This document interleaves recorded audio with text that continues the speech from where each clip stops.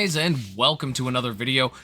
This one is a build guide video, but it is not for a specific build.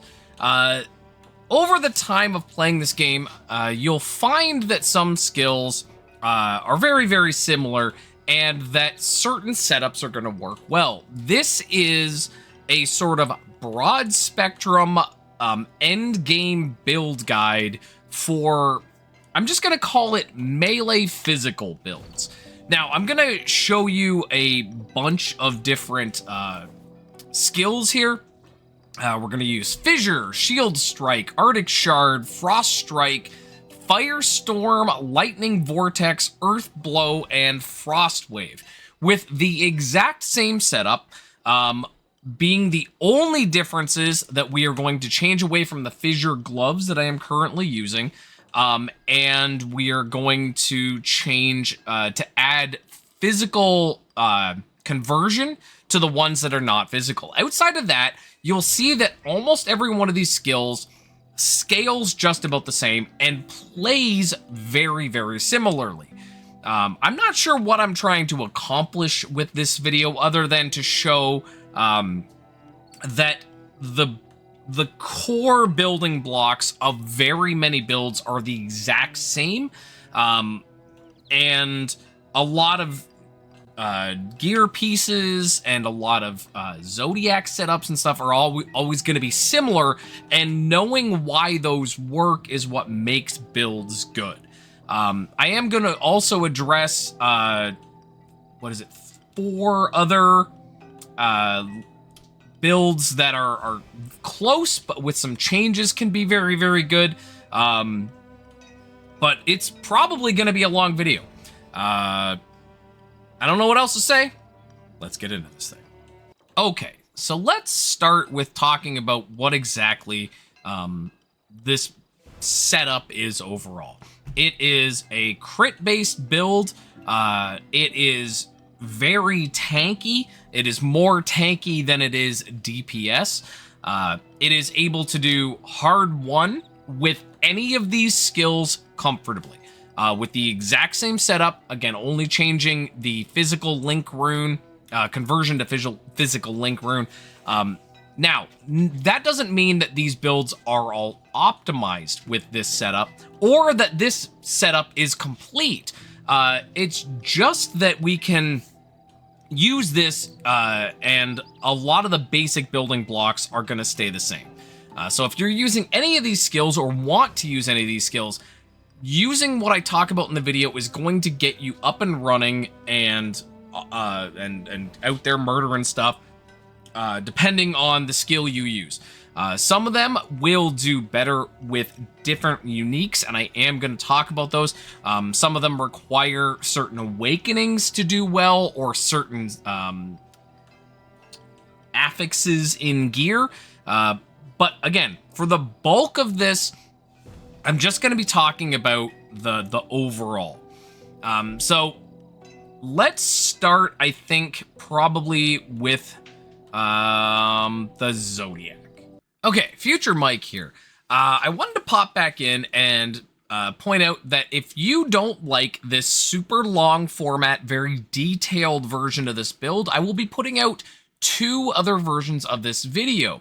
The one is going to be an extremely cut down, no information other than the build guide itself. The gear, I'm not going to be talking about why any of them are good or how you get any of them. This is going to be a guide for more advanced players that just want to get the build information. They already know what they're talking about. And I'm going to be doing a second one that is also probably quite a bit shorter, but it's going to be a leveling guide for the same stuff. Yeah, hopefully that helps. Again, look in the description for the links to those other 2. They might not be up right away because I'm doing them over the next couple of days, so they might not be there yet. But keep your eyes out. Anyways, get back to the video. Okay, so again, this is for overall physical melee builds, and the bulk of the Zodiac is going to stay the same with any of these skills. There will be some changes in different ones, obviously. And I'm not going to talk about every possible combination in all of them. I'm just going to show the base setup, because this is a very solid setup no matter what you're using. Obviously, you can change Zodiac points whether you have certain skills or don't have certain skills or whatever. But let's just go through it and why this setup is good. Trait 1, you're going to be going up across the top in Afros. You're going to be gaining damage on attack, hit points, some attack speed, some dodge rate, and some damage amp, as well as some area of effect. Area of effect, obviously, in any of these skills is going to be important because they all have the area of effect tag. So that's very good. Number 2, trait 2, we're going to be going up across the top of forest. Now, you can go across the bottom of forest as well, but you will lose out on some stuff. In this case, mostly the physical damage. You'll be gaining some critical damage as opposed to critical rate, but I feel honestly like the top is going to be better. Over to Tyrant of Nature, physical damage amplification, and again, plus percentage base area of effect, which is going to be really good. Down into trait 3, we're going to be going through Jewel. Now, you could, because it is a melee build, go through the middle and get melee, or you can go across the top and get physical. When it comes to just about any build in this, these will be virtually identical. The only major difference between going across the top and going across the middle is this is physical damage versus melee damage, which if you gain something that also happens to have projectiles, say if you're using Thunderbolt in some kind of capacity, having this physical damage as opposed to melee damage hits more tags.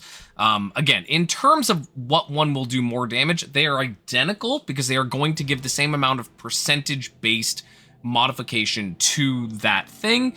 But going across the top, in my opinion, is the better choice because it's physical. It has a wider range of stuff that it could hit. Obviously, in my opinion, this is the best thing in this in trait 3. You're going to get physical damage, some armor, and over here in Diamond Body, you're going to get 8% melee damage amp and 20% hit points, or plus 50 hit points. You're going to lose 20% mana dampening, but this build, even with all the toggles, is not super heavy on mana, and some of the toggles are really, really optional, so this is a good choice. Moving into trait 4, we'll be going from the side here in Root over on physical damage up through physical distortion into material strengthening. I've seen people go across this bottom. The reason we go through physical distortion is so we get this here, this +8 status effect rate. We are going to be trying to cause every status effect possible. We're going to be trying to stun, freeze, bind, burn, bleed, venom, everything we can get our hands on. The more stuff we can get on the enemy, the more damage we can get overall, especially with things like the Runemaster levels have a lot of stuff that requires status effects. So this is a really good choice. On top of, obviously, you're getting physical damage and damage against enemies affected by status effect, which will be every single enemy you hit because you're going to get a lot of that stuff. Material strengthening on its own is really good. Physical damage amplification, 10 hit points on kill doesn't really matter.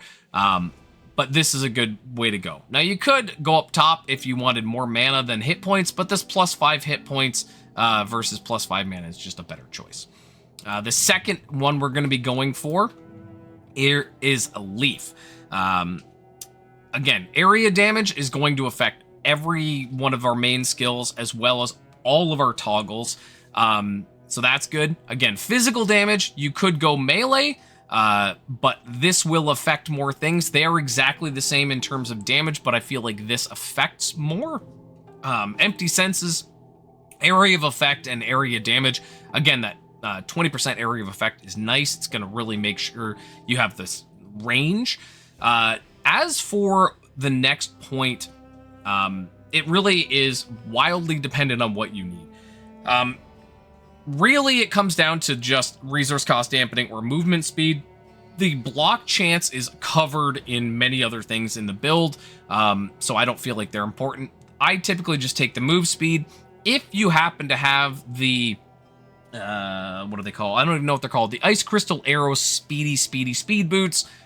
This obviously won't be important. You can obviously make significantly, drastically better boots than those boots. They'll just make you move fast. If you want to see reference, see the video that I just did on my Rebirth crafting boots. I will put the link in the description. And over, obviously, into Transcendent Attack, area damage, amplification, and, again, more area of effect. Nice to have that big, wide range. Up into trait 5, Elaborate Attack is, if you are using a crit build, you are taking this point. Elaborate Attack is important because this 10% critical chance is flat. It is not additive. It's not a little bit of thing. It's 10%. If you were at 80% on a map, like a monster level, this would take you all the way up to 90. If you were at 90, it'd take you to 100. It doesn't matter what your base stuff is, and that's what makes this so strong. Plus, it's only 3 points to get to it, which is great. There is something to be said about going over into Rainbow Bridge. It does give you attack speed, stats, and move speed. There's nothing wrong with going over to here at all. In fact, they're very, very solid. The other point we are going to almost assuredly use in Dewdrop here is down into super speed for this attack speed amplification, as well as, again, move speed, attack speed, and some damage on attack. Very, very solid for 3 points. This would definitely be the first thing to go if I can get my attack speed to a point where I don't need this, because these 3 points, aside from doing the attack speed amp, could be spent much better elsewhere, but this is almost assuredly going to be needed. One I want to talk about, especially if you're earlier in the game, if you're having trouble in terms of survivability, I always like to bring up this point going across in Lightning all the way over to Group Defense. Group Defense gives you 12% damage taken decrease, and that is everything. Physical, element, and chaos. Very, very strong. Plus, it gives you some damage against elites if you go across the top. This is a really strong thing, especially if you're starting out in any of these builds. Once you get your dampening to a point, and your resistances and everything else, this is the first thing that should go. Especially if you're getting those high-value dampening items like Seftar's Halter or the Sailboat Shield. So I wanted to bring that up. Over into 6, we're going to be going over into Annihilation. Again, this is just a really solid 5 points. It's going to give you area of effect and area damage amplification, as well as some other really good stuff. Great stuff across the board. Now, since this is a shield build, and if you want to do a variation of this using a two-handed weapon and foregoing the shield, obviously you can do that. You will switch these points. I don't know where you would go with this many points instead, but going into try, going across the top over to fence, damage taken decrease. Again, that dampening is important, especially early on. Over into shield expert to get physical damage amp. Damage taken decrease, again, another 8% damage taken decrease, and up into Mysterious Shield. So for 10 points, you're gaining 13% damage taken decrease and 10% damage amp, as well as a bunch of other really good stuff. It is a very, very strong section of the tree. If you're going to be using a shield. Again, if you're not going to be using a shield, you can put these points elsewhere. But I'm talking about this build, so we're using a shield. Next, we're going down into 7. I go over into Raging Particles because of this 1% chance to ignore enemy armor. I don't necessarily know that this is the best option. These 5 points are very strong. You're getting 10% physical, another 10% strike, another 15% physical, and then physical amp on top of the ignore enemy armor. These might not be the best 5 points, but I do really feel like they're quite strong. 5 points here in the maggot. Now, this will depend heavily on if you have the stats to make these things happen. If you have a lot of strength, you can come in and just get the strength one. If you have a lot of dex, you can come in and get the dex one. If you have 500 of both, it's 10% damage amp for 4 points. It's very, very strong. Power of Harmony, not a massive important point, but if you happen to have a free point in your Zodiac, this is definitely the place to put it. It's 1 point for 2% damage amp. Very, very strong. The last in here is only going to happen if you have, because this is a physical build. These are only going to be taken if you have additional cold and additional lightning. If you only have one or the other, you will only take one or the other. The physical one is obviously going to be your first priority because you're a physical build.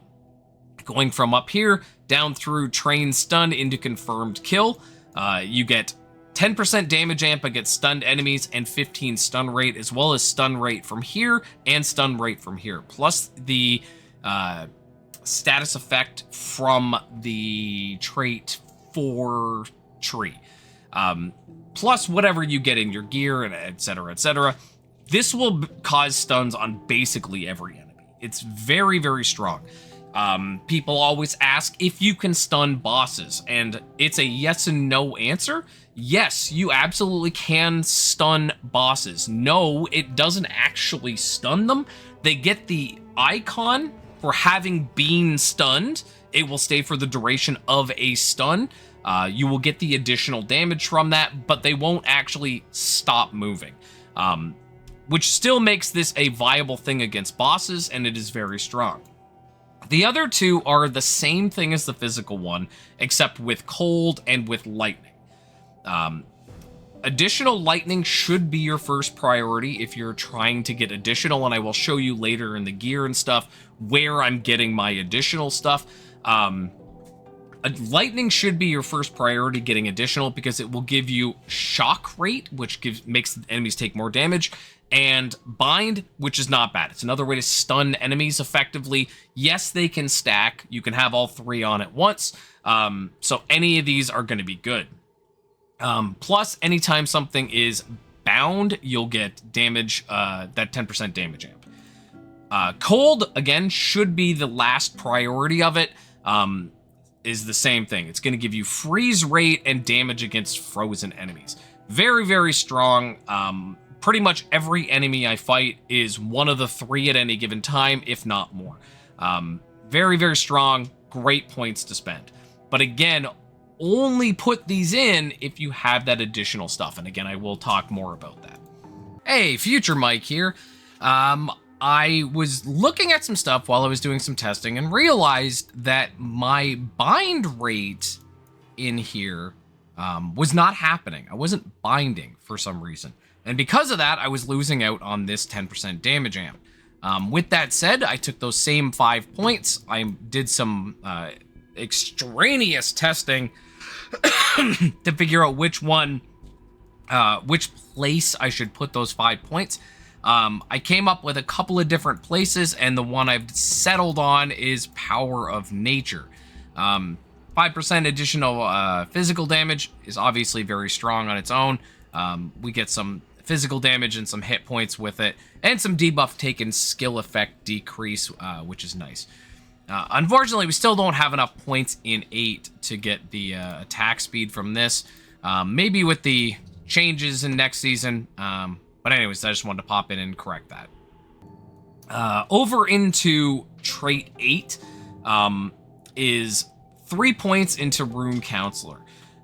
Your your attack enhance skill is absolutely the biggest boost you can get. I'm not sure what mine's at right now. It's like 200 or 136 or 200. I'll have to look at it when we get there. It is a very, very high amount of damage amp. With a low cooldown and a high uptime. getting this point might not seem like much, but it's some hit points and then some skill rune cooldown, recovery speed, and some skill rune duration. This does affect all skill runes, not just your attack enhance, so this does affect other things as well. I feel like these are a good 3 points, but it's only going to be really important if you're really laying into your attack enhance. The other 3 points I have in here are in Blacksmith over into Trained Heart. Now, early on, this point can be good to get your defenses up.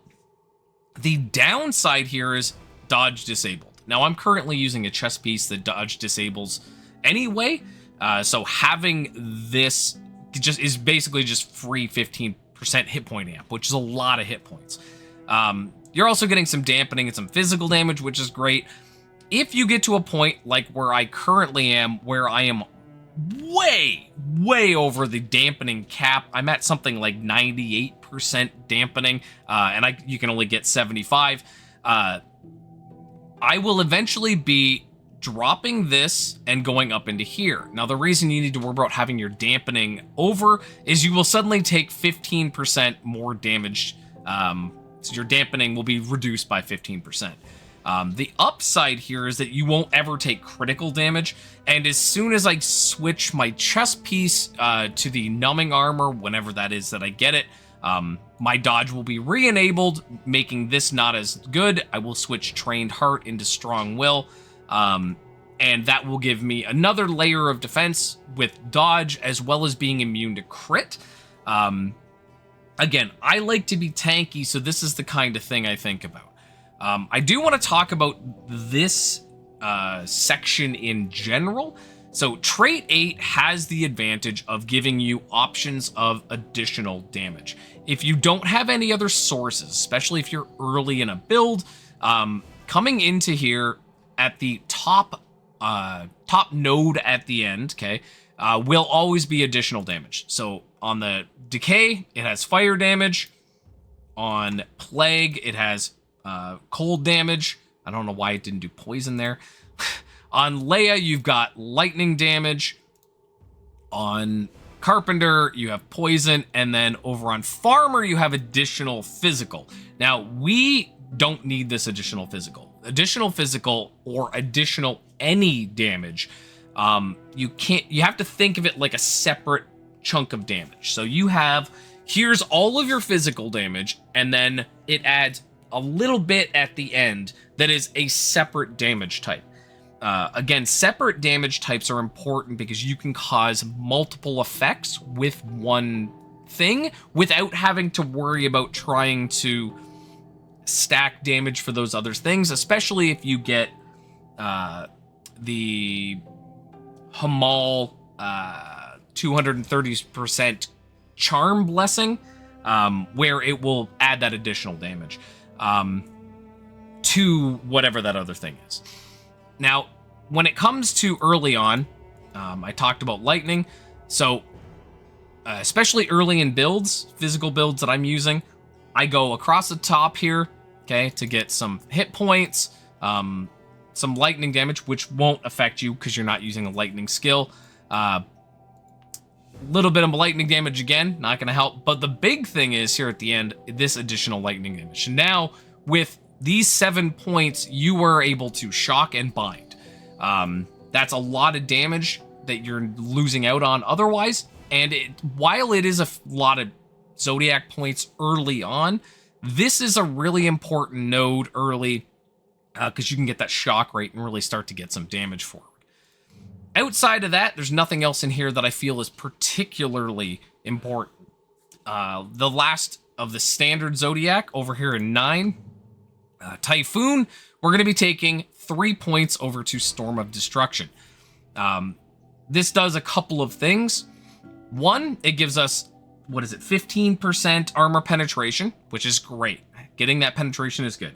If you happen to have penetration from other sources and can get up to that 60%, this gives you a 5% max armor penetration, letting you penetrate 5% more, which is really good. The other thing these 3 points do is let you use this Zodiac Stone. You can only use a moon, but you only need 3 points. You get a Zodiac Stone in here. Either damage penetration or physical damage penetration will be what you want. It also gives you the other, obviously, the points. We are going to talk about Zodiac Stones in a second. The specialty that I'm currently using is not what I've used the whole time. This is just what I feel is the best currently. We're going to specialize in Hammer, okay, going down through to Powerful Hit and down into Area. Obviously, these are both very strong things. Overpower, I cannot stress enough how good Overpower is. It gives you penetration and it gives you flat damage, which is just ridiculously strong, especially if you stack a ton of Overpower effect, which I do. Obviously, going over here in the area, you get some area of effect as well as area damage. None of the other stuff in here is particularly important. When you're starting out and you don't have all 9 points, going down to Powerful Hit is more important, so you'll do 5 down to there and then into Vigor. Then when you get the other 2 points, you'll go down into Area. Specialty 2, across the top here, over to Desperate Hit, you're getting the Sharpness effect, so you're getting critical rate, critical damage, and more critical rate, critical damage. If you get to a point like where I am with my critical, where you are actually over the crit cap, you can start coming in and taking these points out. Even if you don't put them in here, you could put them somewhere else. But these are nice to get up front to help you shore up that crit. Obviously, down through here, you're going to get acceleration. Attack speed, move speed is very, very nice to have. Acceleration effect, and then damage amp. Solid across the board, very good stuff. And up into Flame. Now, Flame's sort of all over the place in some of the stuff. Early on, especially if you're having survivability issues, I wouldn't go up here into Enrage. I would go over to this hit point absorb on hit or hit point absorb limit. Enrage is great. It switches between area of effect and damage amp, which means 50% uptime on the damage amp. It's not bad. The other 2 points here over into damage amplification, physical damage taken amplification, which means that you need more dampening to offset the amount of physical damage you're going to be taking, or make sure you have lots of armor. And over here to the side, we're going down into area damage amplification. Again, we're hitting area of effect to keep that area of effect nice and high. So that's the Zodiac, at least the basics. Now, again, when I talk about this build, obviously points can get moved around based on what you're doing, but this is the overall best layout for this kind of thing. Again, if you're using a two-handed weapon, obviously some changes are going to happen here. You might need some additional lightning or additional cold down here if you can't get it from other sources. But for the bulk, this is it. When we talk about the stat points, with the gear and everything that I'm using, we want as much strength as possible. We gain 1% damage amp per 50 strength, so having a lot of strength is important. You do need a decent amount of dexterity because this hit rate is very important, and if you don't have dodge disabled, the dodge is very nice too. When it comes to int, you need none. Do not put a single point into int. You won't need it for mana. You are not going to be using barrier in any meaningful way, so don't put any points in there. The last thing, obviously, we want to talk about here is the Zodiac Stones, and I'm just going to put that in a separate section. Be right back. Okay, last thing, we're going to talk about the Zodiac Stones. Now, across the board, in almost every one of the standard stones, so the 1 through 9, you're going to want the same things, okay? You are going to want hit points. Now, in this case, in Zodiac 1, you want hit point percent instead of hit point flat. The second thing you're going to want is element resist, and the third thing you're going to want is hit percent. If you get that on all of your stones, 1 through 9, it will take up a huge chunk of your element resist. It'll take care of almost all of your hit rate, and the hit points are going to be a very solid addition. Now, there are ones that have other things that are worth trying to get, but for what it is worth, that's the basics. For me, element resist should come first, hit point second, and hit rate third. Obviously, if you can get all three on all your stones, that's what you want. When it comes to the actual stone modifiers, you want the damage one on trait 1. You can use up to a star here, so you can use a moon or a star. Either one works. In trait 2, you want either armor or dodge. Doesn't really matter which one, whatever you need more of. I always go armor anyway because currently my dodge is disabled. If I get to a point when I get numbing armor and switch, I might try to come back and find a dodge one because my armor is already significantly over the cap even before I use Shout of Provocation, which has permanent uptime. So dodge would be the better choice, but armor is probably your best bet. In trait 3, enhanced potion effect is very likely going to be what you want. Even if you're like me and you're not abusing the enhanced potions, which is totally okay if you do that. The enhanced potion effect is nice for the 2 potions, what are they called, that I used for the Excavator's Soul and the Fountain of Wisdom to make sure you get your Runemaster XP done quickly. Back to the Zodiac. So you can do enhanced potion effect, or if you are still early on, get mana potion effect. You will never, ever need hit point potion. Hit point potions become very useless very quickly with just about every build in the game. Don't get hit point, either enhance or mana. Over into 4, you're gonna want the hit point one, hit point node, or hit points when 8 or more nodes are activated. You're using 10, so this will be easy to get. Up into 5, attack, aura, and seal effect, 100% is going to be what you want. I forget what the other ones are, but attack, aura, and seal effect is definitely going to be what you want. In 6 is debuff dodge chance, dot dodge chance, or crowd control dodge chance. For what it is worth, it really doesn't matter which one. Personally, I think dot dodge chance is worth more, but I haven't found a good one that also has good modifiers here, or not modifiers, good tier values, I guess. So I haven't bothered to switch because, again, it is such a minor thing overall. But yeah, debuff dodge chance, crowd control dodge chance, or the other one, they're all more or less going to count for the same.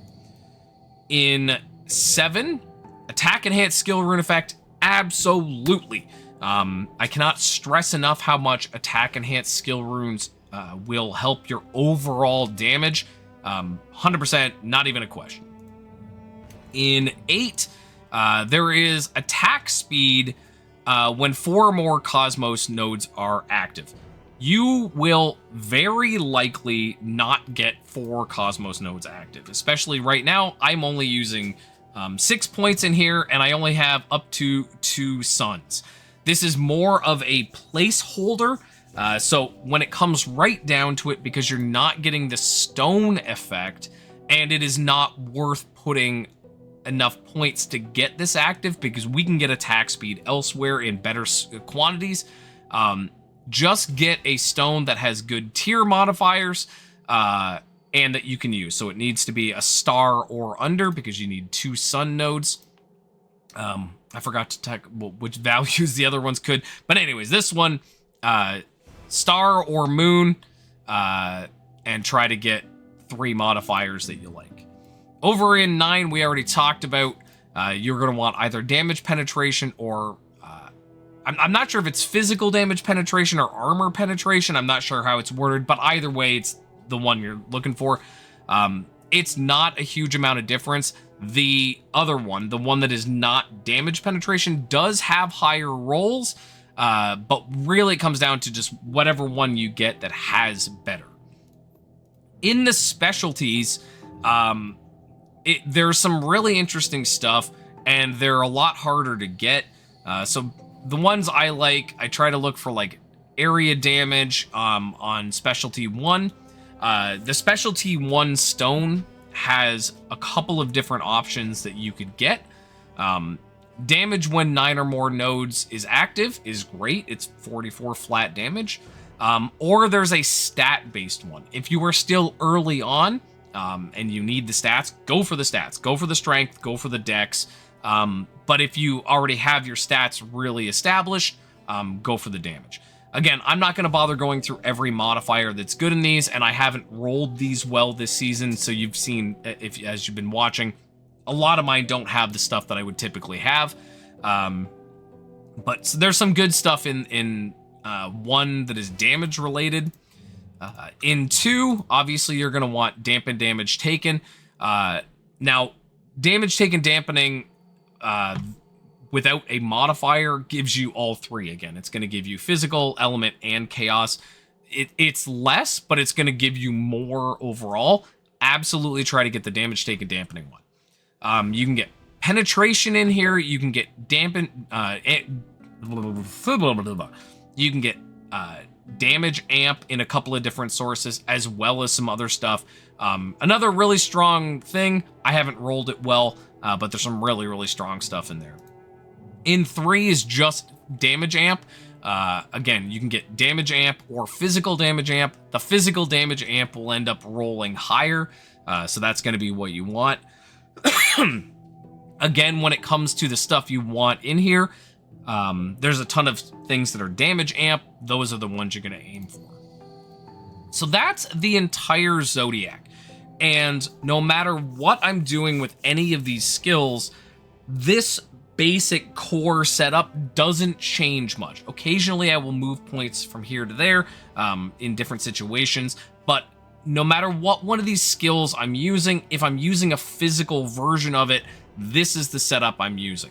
Again, this is not necessarily going to be optimized for every single setup, and depending, like especially over here, if you don't have additional damage or whatever, it will be different. But this is a good setup, a good basic setup, especially if you're starting out, for a rough idea of what you're gonna want. There are obviously other ways to go with your specialty. You can go down here. There's a lot of different ones, but I really feel like this hits a lot of the stuff you want. It's going to give you overpower effect, which is really, really strong. Sharpness, acceleration, and what was the other one? Lots of area. I feel like it's the best one for basic physical area of effect builds. So that's that. Okay, we're going to get into the gear and that stuff and take it from there. Okay, gear. Again, I'm not going to show exactly what you should use. I'm going to give you a frame of reference of why the things I pick are the things I pick. If you get too specific, and I've noticed this with my previous videos, and when I do specific build guides from now on, I'm going to do it more like this. Telling people get this, get this, get this, get this, doesn't really let them know why those things are important. And there's options that I don't take that people ask why I don't take that. And I want to sort of talk about it broader strokes so people can understand why the choices that I make are the choices that I make. Starting with weapon. It's pretty varied what you can go with here. You can use, in almost all these skills, you can use a sword, an axe, or a blunt. A lot of them are really good. Depending on certain ones, there are some uniques that you can use, but almost always crafting one is going to get you better. The thing you want, the thing you have to get, no matter which one of those you use, is making sure that you get the crit base of it. So you want the one, there's always 3 different things when it comes to weapons. There is one that has low crit, high damage. There's one that's medium damage, medium crit, medium attack speed. And then there's one that's typically slow attack speed, high crit rate, and kind of lower damage. The reason the crit rate is so important is because obviously you're going to want your maximum crit rate. You're going to want 100% crit rate. And as the monster levels go up, getting that crit rate gets harder and harder and harder. Getting the crit rate base is the first step to building any weapon for this kind of build. And in fact, it's in most cases, if you're, well, not in most cases, if you're building a crit build, high crit weapon is going to be the way to go. Unless you are at a point, like where I am currently, that I am so much over the crit cap that I can actually get rid of some crit, and then you start running it up, whether I should lose the crit on the weapon to get a higher damage weapon. But again, the bulk of builds are going to use a high crit weapon. That's going to be the first thing. When it comes to your implicit, whether you're using a sword, an axe, or whatever, they are very different. Now, these are no longer available, these ancient arcane weapons, or arcane ancient weapons. They're not in the game anymore. So this is not a particular, you're not going to have access to this one. When it comes to looking at the modifier, the authority modifier you're going to want, doesn't matter which one it is. There's always going to be good ones, because again, you're going to be looking at the 3 different crit ones. So whether you're using the axe, the sword, or whatever, one's going to have like hit points, one's going to have stun effect or whatever. It's totally up to you what you feel you need. Typically, I don't look at things that give me status effect stuff. I find I get enough status effect stuff elsewhere. I try to find one that's going to give me something that's going to fill a gap. I typically, when I started using this build, it was originally a shield strike build, and it was on hardcore mode, which is currently not in the game. And because of that, I went with an axe because it had hit points as the base and had a fairly large chunk of hit points. The authority implicit isn't, or not the authority implicit, the implicit value on a weapon shouldn't be the determining factor, but it can be. Okay, so whether you're using sword, axe, or blunt, that's something to keep in mind. When it comes to your authority implicit, this purple swipe across here, there's almost no reason, once you are in the end game, again, because this is designed to be an end game build thing, the item quality modifier is almost always going to be the most, because this directly affects your damage.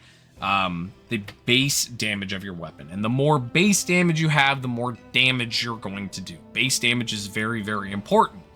So this is, there are other good ones, just like crit rate or area of effect or whatever, and there are situations where those are going to be good, but almost always this gear item quality is going to be what you want. I don't know any situations directly that this would not be a thing. Again, there's obviously builds out there that this might not be the best, but in most cases, that's going to be the best. When it comes to the next part, again, this is something that varies wildly depending on your overall builds, but stuff that is always going to be good is base damage. We're always going to talk about base damage. So flat physical, okay, and flat attack damage are really, really good choices for prefixes. Speed, because people always ask about this, speed directly affects the weapon speed only. It doesn't make you move faster, it doesn't make you attack faster, although it does make you attack faster because of the weapon speed, but it only affects this value here. So I have 21.6% speed, which takes this 1.2 and modifies it by 21.6, giving me 1.46 attacks per second. Great base to start with. There are other modifiers that you can get in terms of prefixes that are good. Additional damages are good. and there's a lot of other ones, but for the most part, this setup is really solid. The reason, again, that it is solid, the reason it's a good choice is I always talk about the pyramid of damage. The more base damage you have, the bigger the pyramid is. You want a big pyramid because you want to do all the damage. Again, there are other modifiers. You can get like damage amp and stuff, but these flat values are almost always going to give you more in the long run. Attack damage is another very important one, because again, this directly affects the weapon's base damage. The higher this is, the higher your base weapon damage will be, the higher you will be able to go with your damage. The other nice thing about it is that you can craft onto it more flat physical up to tier 13, and this is going to be as high as a tier 13 modifier for flat physical damage would be. It's like getting an entire extra modifier. It's really strong. Again, there are other situations where that's not going to be optimal, but in most cases, this is going to be very, very strong. Now, when you talk about suffixes, if you are a crit build, the absolute most important one is this one right here, gear critical rate. This directly modifies the base critical rate of your weapon. So I have a 10 base critical, okay? And I'm giving it 139%, bringing it up to 23.9%. This is incredibly, incredibly important on crit builds. I cannot stress it enough. It is worth losing the other modifiers to get a high value. As you can see here, I actually had to sacrifice one when I made this to get a high roll here. The other one important here is attack damage, because this attack damage directly affects the attack damage of the weapon, the base weapon damage. There are tons of other modifiers you can get on here. You can get crit damage, you can get physical damage, you can get damage amp, you can get flat penetration, which is very strong. All of those are very, very good, but the absolute most important one is the crit rate, and then in my opinion, currently in the game anyway, this attack damage is very, very important. When it comes to a high craft, trying to get high crafts to hit what you want can be very difficult. There is a ton of good ones. I went with hit rate because at the time I really, really needed hit rate. I will likely be going back and recrafting this in the future because it's not very good. When it comes to your legendary modifiers on weapons, there are so many good ones that it's hard to hit bad ones. Obviously, flat physical damage is good, critical damage is good. There is a base +2 critical rate. Now, if you are starting out, hitting that +2 base critical rate can be very, very strong, and I really recommend it. Again, when it comes to legendaries, unless you're farther in the game and you really have a lot of reversions and whatnot, getting legendaries can be very difficult, but there's so many good modifiers, just try to hit some of them. When it comes to ancients, there are a wild amount of good stuff, and there's some that will tank your weapon, and I talk about it in my boot crafting video, again, in the description, that if you're going to ancient your weapon, only do it if you have a reversion available, because there are things that sort of can brick your weapon for what it's worth, and give you modifiers that are very undesired. It used to be a huge problem way back with legendaries as well, but that's long gone. But obviously, hitting an additional damage, especially like a lightning damage or something, if you don't have it elsewhere, very, very strong. There's hit point absorbs, there's all kinds of damage and stuff. Legendary or ancients are really, really good. When it comes to a jewel, obviously you're going to be trying to get black jewels across the board. Damage amplification is the accepted sort of thing. There are obviously other black jewels like elaborate attack that you're very much going to want. There's I forget what other ones are like super important. Do I have any? I don't think I have any other really important ones. But damage amp in most cases is going to be what you're going for. So that's it for weapon. I know I talked a lot here about one specific piece, but the weapon is, for what it's worth, the most important piece when it comes to your damage. It's definitely the piece you should put sort of the most effort into in terms of resources, trying to make it very, very strong. And hopefully you can get some good stuff. There are uniques that are going to be good when it comes to specific builds of the different skills I showed. One of them is it's a one-handed blunt. So the Transcendent Mountain Root. If you're using Earth Blow, this can be a good starter weapon. It's gonna have everything you want, but eventually this is something that you're gonna want in your Lacrima with that build. I forget what the other one was. Was it an axe or something that I thought had something good? I honestly can't remember, because in almost every situation, crafting a weapon is going to be better than taking a unique. But again, there are options that you can use along the way. Okay. Whew, how long was that? That was a lot. It was 13 minutes just on weapon. I swear the rest of it won't be as long. Anyways, moving on to shield. Okay, shield. Now, if you're talking about a shield for a physical melee build, there is absolutely no question that the Miracetti Sailboat Unique Shield is head and shoulders better than anything you can craft. It's got a huge amount of armor. It's got crazy high block expertise. It gives you a little bit of damage. It's, again, more block expertise.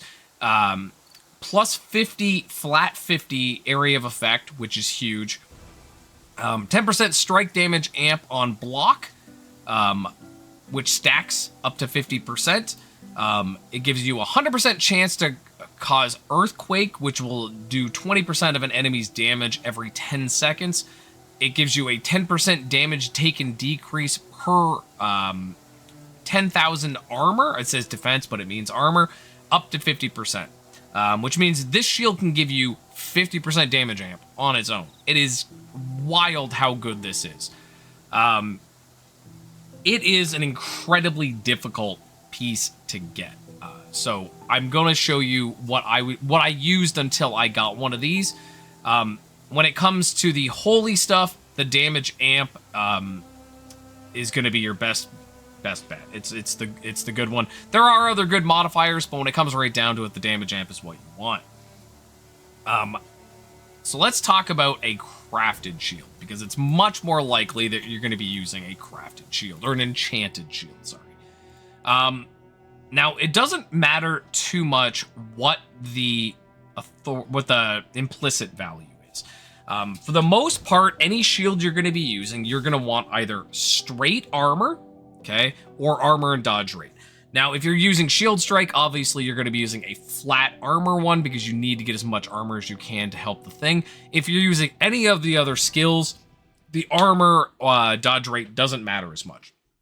If you have dodge rate still enabled, obviously a dodge rate's good. This will determine, obviously, the implicits that are available. There are some good ones. There is just a little bit of damage. It's up to like 38% or something damage. Block recovery speed is something that I was not super aware of how well it worked. It is something that definitely now, when I play builds where I don't have my Miracetti Sailboat, if I'm using a seasonal character, block recovery speed is something that you should really, really pay attention to, because when you block, you mitigate all damage. And the more recovery speed you can get, the faster you can get back to blocking. And with the stuff that's available, you can actually get really, really fast blocking, which makes a huge amount of survivability when done properly. When it comes to what you're going to want on this shield, the most important one, in my opinion, is to get damage dampening. Now, if you look at it in the... hold on, let me grab a shield here. When you look at the damage dampening, the one I'm speaking of, it will show up as something else, okay? It's going to show up as decrease element damage taken. It's not actually element damage taken, and I always want to point this out. It is, in fact, damage taken dampening. So it's going to do physical, element, and chaos, which is great. At a high value, I think it gets up to 18% damage at tier 14. That is a lot of damage dampening for one slot on a piece of gear. Highly, highly recommend. The other one I recommend typically is block expertise. Getting your block expertise up nice and high means that you're going to have a high chance to block, especially starting out on a build until you can get the block expertise in the Runemaster. Once you get block expertise in the Runemaster, between that, you probably won't need this, and you can actually use a different modifier in its place. But early on, I definitely recommend it. This will give you a lot better chance to block. Now, the third one is you're going to either take it here or in the suffix. It's two different authorities, but they're going to do the same thing. If you want to get really wild, you can actually do them both and try to craft and high craft and end up with an incredibly powerful shield, but it would be a huge amount of resources to do so. And that is to get from the Vesper Authority, it's like totem hit point or something like that. And even though you're not going to be, or maybe you will be using a totem, you're not using this modifier for totem. Any totem modifier on any piece of gear can craft into skill rune effect. Skill rune effect is very, very strong because it affects all of your skill runes, your offensive runes, your defensive runes, your main skills, your shouts, everything. And it makes them stronger. So you're going to want either it here in the prefix, or you're going to get it from Capri or Akuben in the suffixes. We'll get to them in a second. Now, if you take the choice of putting it in the suffixes, what I would typically aim for here is hit points or hit rate, whatever you need more of. Hit rate's not, I mean, you can get a lot of hit rate from this, so hit rate's not a bad choice, as opposed to getting one from the suffixes, so you can get it up here. But again, it comes down to whatever you want to go for. Again, if you want to get really nuts with a dual authority and do both of them and try to get the high craft, if you're pushing super end game, it can be really, really strong to have both, but it would be very difficult to do. When it comes to suffixes, you're going to want physical damage. Now, you have to have armor on the shield to get physical damage. If you have armor dodge, it'll have physical damage and like damage. If you have barrier, it'll have element damage. So as long as you have armor, you can get physical damage. If for some reason you have a pure dodge shield, let's say, you can take the damage one. It'll be less damage overall, but it's still going to be the same modifier. It goes quite high at the high tiers. Definitely worth getting that. The block recovery speed is the next thing that I think I would recommend. It's something that I hadn't used in the past, but again, especially up at the high values, you can get a lot of block recovery speed, and it will make a huge difference to your overall blocks, which is going to be a lot less damage incoming. And again, the third modifier here, if you had done the totem and the prefixes, you have a couple of options. In my opinion, I would go with either a resist that you need, most likely chaos resist, or hit rate again. Same reasons. Resists are great to get, but you should be getting a lot of them from your Zodiac Stones when you're talking about endgame, from your orbs and other sources, so you don't want to necessarily have to get them here. It would be better, obviously, to get something like hit rate or a totem thing, but I wanted to show the options. Now, when it comes to like level of importance, damage dampening is definitely the biggest thing. If you're going to be using a shield, obviously you want to play defensively, and this decreased element damage taken is just so strong on the shield. After that, in order of priority, is one of the totem ones, so that you can get the skill rune effect, okay? Physical damage, and then the block expertise, block recover speed, hit rate, and that stuff. That's all the, like, secondary. When it comes to your legendary modifiers, when it comes to prefixes, there's only two that are any good. It is hit point and element resist. Again, ideally you want to get your element resist elsewhere. If you get it here, it's not that bad, but getting the hit point would be better. When it comes to suffixes, there are some really, really strong suffixes here. The most important one, and this is something that I would do reversions to try and get, is the enhanced skill rune level +2. Having +2 to your attack and in defense enhanced skills can be really, really strong. Definitely recommend it. If you can't get that, block recovery speed or damage amplification are both very good suffixes. When it comes to ancient options, there are 4 that are all basically the same thing. They're all going to give you the same amount, but one is ideal. So physical damage amp, I think it gives you up to 12%, which is really strong. Or debuff, crowd control, or dot. So if an enemy is affected by any of those things, so there's 3 different ones, and they all, so if the enemy's debuff, you get damage amp. If they're crowd controlled, you get damage amp. And this build does all of those things, so any of those are a good option. When it comes to ancient suffixes, there's really only one that's even remotely worth getting, and it is hit point amplification at the cost of dodge dampening. Now, again, I don't worry too much about dodge in this build, especially because I have it disabled right now. But having, 12% hit point amp is a lot of hit points. I would definitely sacrifice that if I was going to make a shield to try and get that.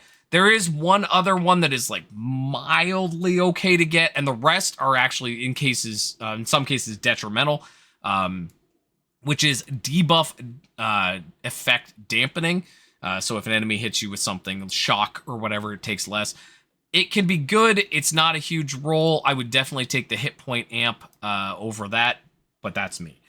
The last thing on here is the authority modifier, and pretty much the only one that's worth getting, in my opinion, is the gear item quality. It will directly affect the armor dodge rate that you have on it. And it's only up to 6%. It's just like the weapon. There are other ones that are like hit point on block and whatever that are not terrible. But personally, I would just go with the guaranteed values. So that's it for shield. Again, I talked for a significantly long time here. Let's move on to helmet. Okay, helmet. When it comes to helmet, the best in slot, in my opinion, without a doubt, is the Preservation of Reason unique helmet. Again, incredibly hard to get piece, but it is wildly powerful. It's got some element resist. It has up to 15% max element resist. That means that you can have up to 90% resist with this helmet. It is incredibly strong defensively. But not only is it strong defensively, it's strong offensively as well. It gives you up to 50% aura and seal effect. That means your offensive seal, your defensive seal are both going to get that, which is really strong. It's also going to give you up to 40% hit point amplification, a massive amount of hit point amplification. Up to 30% skill rune cooldown recovery speed, which includes obviously your attack enhance. Up to 50% enhanced skill rune duration, again important for your attack enhance. And finally, up to 50% damage amplification for 3 seconds upon using an enhanced skill rune. This helmet is so effing good. It absolutely blows every other helmet out of the water. It's not even close for this kind of build. I can't stress enough how great it is, but again, it is one of those impossibly hard to get pieces. Unless you're using the auction house, you're very likely never going to see one of these. I don't know what... Actually, here, let me check. I don't know what the holy modifiers would be that you would want. So the pretty common that hit point is going to be the best prefix. Really, when it comes to all the armor pieces, that's going to be the case. Outside of that, resource cost dampen is what I would recommend on a crafted helmet. So that's what I would recommend here. Up to 16% resource cost dampen. Or stat, which is not bad, up to 8% stat amplification, which affects your dex and your strength, which is very, very good, or damage, which is up to 72% damage. The resource cost dampen, I really feel like is a good place to get this, but obviously, you know, you do what you can. When it comes to holy set bonuses, because I haven't talked about that yet, because this is the first piece that you can actually get a set bonus. Even if you were using a holy upgrade on a unique weapon or your shield, you won't get a set bonus from it. So this is the first time the set bonus comes in. There are a bunch that the 2 and 4 piece can be very good. So Blessing of the Plains gives you attack speed and acceleration effect if you don't already have it. Double-sidedness gives you crit rate and sharpness effect. What's the other good one? Deep-Rooted Tree. Deep-Rooted Tree gives you hit point % and element resist. And they're all fine. But in the end, when it comes to your set bonus overall, you were going to want Child of the Stars. The 8-piece bonus is absolutely bananas, and the rest are really good along the way. You get maximized damage chance and stuff, as well as damage and a bunch of other things. It's really, really good. So if you happen to get the Preservation of Reason helmet, that's what you're going to want. You're going to want to try to get hit point %, and then resource cost, stat, or damage, and then Child of the Stars. When it comes to an actual crafted helmet, you can make an insanely powerful helmet if you've got the resources to make it happen. So there are 3 different authorities that can give you very, very strong modifiers. If you are not used to doing multiple authorities on a piece of gear, I would stick to doing just double authority, and that's because you'll get a prefix and a suffix, and that will be easy to do, as opposed to trying to do a 3 authority version, which I am going to talk about, which would be just wildly powerful if you could get it. When it comes to it, the most important modifier you can get on this thing is... Hold on, I need to get a separate helmet because I already made it legendary. I did the same thing with the other one. Okay, so we got a helmet. The most important modifier you can get on this thing is, I believe... Hold on. I gotta find the right one. You know, I plan these videos out. It is Akuben, okay? Akuben gives you the authority modifier for enhanced skill rune cooldown recovery speed. And at tier 14, it is a really high amount. It is up to 53%. That is a lot of cooldown recovery speed. That is going to make a massive difference to the cooldown on your attack enhanced skill, which will give you way more uptime. Obviously, that on its own is very, very strong. Now, if you are really trying to push this helmet, you're going to want a second authority prefix, if you can get it. And that is Seal Skill Rune Cooldown Recovery Speed. I'm not sure. Hold on, let me see if I can find where it was from. It is from Leo, okay? Seal Skill Rune Cooldown Recovery Speed on its own is worthless. It does, however, craft into Overpower effect, And at a high roll, it is 200, I think it's 200% at tier 14. That is a crazy amount of overpower effect. When I redo my helmet, I will be doing that. I didn't know that was an option when I made mine. And that is so very, very strong. It is incredibly powerful. It's not more powerful than the enhanced skill rune cooldown recovery speed, but it is very, very strong. As for a third modifier, prefix-wise, there's a couple of things you can do. You can do either hit point or hit point percent. Hit point percent will give you more hit points, or hit rate. Or if you're going to be doing the crafted overpower effect on here, the other option is to go for either bind, freeze, or stun dodge chance, because they will craft into crit rate, physical damage, a bunch of other good modifiers. And if you were going to do all the prefixes, and again, that if you don't understand what that is, watch my video that I linked in the description about my boots, because I use that same tactic that I would use here. Now, if you don't want to go with the 2 prefix, if it's way too complicated in terms of crafting, just go with the enhanced skill rune cooldown recovery speed. Again, it is the most important thing on the helmet, in my opinion. And then either hit point and hit point, or hit point and hit rate, however you want to do it. And that's it for the prefixes. When it comes to suffixes, a second authority is what you're going to want here, and you're going to want Capri. Capri gives you 2 different authority modifiers that are both good. The first one is Enhanced Skill Rune Effect. Again, you can see here, Enhanced Skill Rune Effect gives me up to 30% in Skill Rune Effect. That is a huge difference when you're talking about your enhanced skills. It works, I don't even know what it works out to percent-wise. Well, here, let's actually go look. If we look at my enhanced skill, it's currently at 236.7 melee damage amp. And if I go back and I take my helmet off, it is at... blah, blah, blah, blah, blah, blah. So it's like 20% damage amp from that thing. So that's a lot of damage amp to get. Now, it's only at while your skill is active, but that skill is up a lot if you work on the cooldown and stuff. So this 30% skill rune effect is really strong.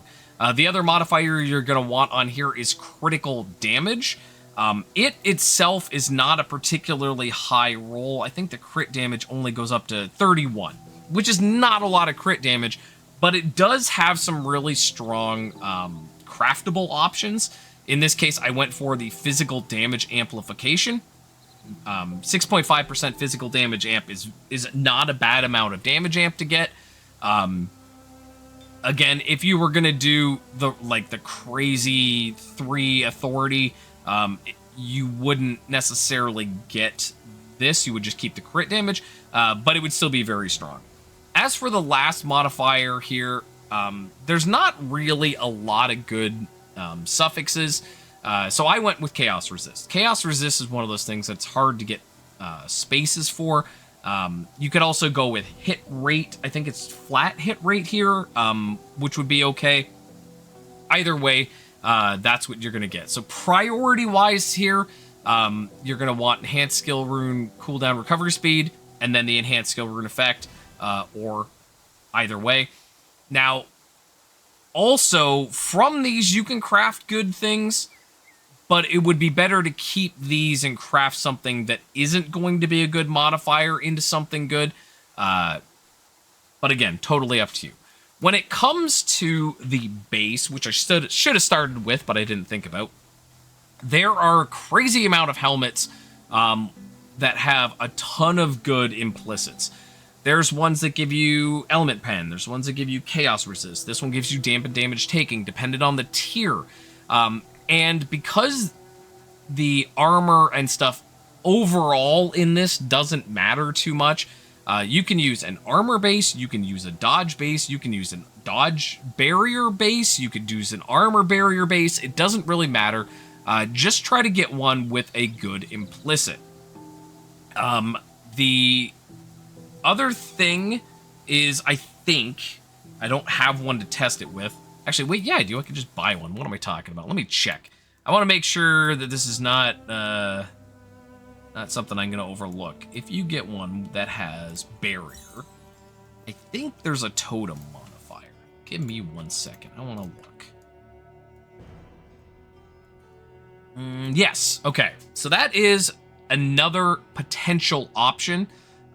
If you go with a dodge barrier, or armor barrier version, there's a totem modifier here.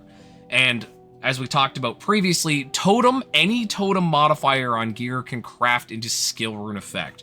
I now need to go back and figure out if I could make that even strong. No, because you'd end up with 3 different things that you need to craft, and that doesn't work, so you'd have to pick 2.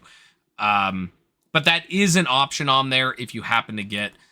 so totem hit point can turn into skill rune effect, which is very strong. For legendaries, there's not a lot of good options. For the prefix, it's pretty much the same. I talked about it already. Pretty much the same on all of them, either hit point or element resist. When it comes to suffixes, resource cost dampening here up to 16%, very, very strong. Helps you a lot not having to worry about resource cost, especially as you get farther in and you end up with more toggles and stuff. I feel like this is a really good thing here. Again, you can go with stat percent or damage either way, but that's, in my opinion, what I would go for. When it comes to ancient modifiers on here, there's a couple that are pretty bananas, if you can get them. With that said, there's some stuff that can kind of tank your helmet, so I wouldn't necessarily pick these or trying to ancient it without having a way to regression it in case you get one of the modifiers. So a lot of them are pretty underwhelming. Chaos resist, if all your other elements are at 200 above, you only get 8% chaos. It's not even really worth it. There's some damage amp if your resist is above whatever, but we're a physical build, so these wouldn't help us. The one we can look at, I want to make sure I'm getting the right one. So there are 4 that are all the same, but different. So what damage amplification, attack enhanced skill rune effect dampening. Obviously, that's going to be bad. We don't want anything to dampen anything with our attack enhanced skill. But there's 2 alternate ones. So this one does attack enhanced skill rune effect dampening. This one does attack enhanced skill rune duration dampening. Both of those are bad. But there's also the defense version. So you would get up to 15% damage amp, but you would lose 5% defense enhanced effect or 5% defense enhanced duration. Now, in this build, I do use Tenacious Regen as a defense enhance. It's not important to the build. So losing a little bit on there to gain up to 15% damage amp is really good. But again, you got to be careful, because if you hit one of these ones, it will actually make your build weaker overall, especially if you hit the rune effect dampening. That could be really detrimental. But if you hit either of those, 15% damage amp at the cost of basically nothing. When it comes to suffix, there are 3 right in a row that are all spectacular. Any of them would be an amazing thing to hit. Attack enhanced skill rune effect, attack enhanced skill rune duration, or attack enhanced skill rune recovery speed. Or that's just enhanced skill rune recovery speed. Either way, up to 80% recovery speed, up to 8% effect amp, or up to 8% duration amp. Any of those would be an amazing ancient suffix. Again, when it comes to this, though, you do need to be careful, because there are those ones that will be detrimental. So if you're going to be doing an ancient, make sure you have a way to regression it. I didn't know this when I first did my helmet, Ancient, because I was just excited to get an Ancient finally, and it was the first piece I Anciented did dead. And I got garbage, but at least I didn't get boned. The authority modifier, so the purple swipe at the top here, there's only really 3 that are worth looking at. So there's stats, and then strength or dex. I went with strength on mine because I get damage amp based on my strength, so I went with the strength. Stats would have also been acceptable, but not as good. Strength is actually better. And the last one is item drop rarity. You can get up to 10% item drop rarity. It's not a lot, but I mean, if you really didn't need the stats, it's a, you might as well get the rarity. Helmet is an incredibly strong spot, whether you get the unique or you craft your own. So it's definitely something that you want to spend a lot of resources on. That's it for helmet. Let's move on to necklace. Okay, necklace. There are a couple of good ones that I want to talk about that are unique.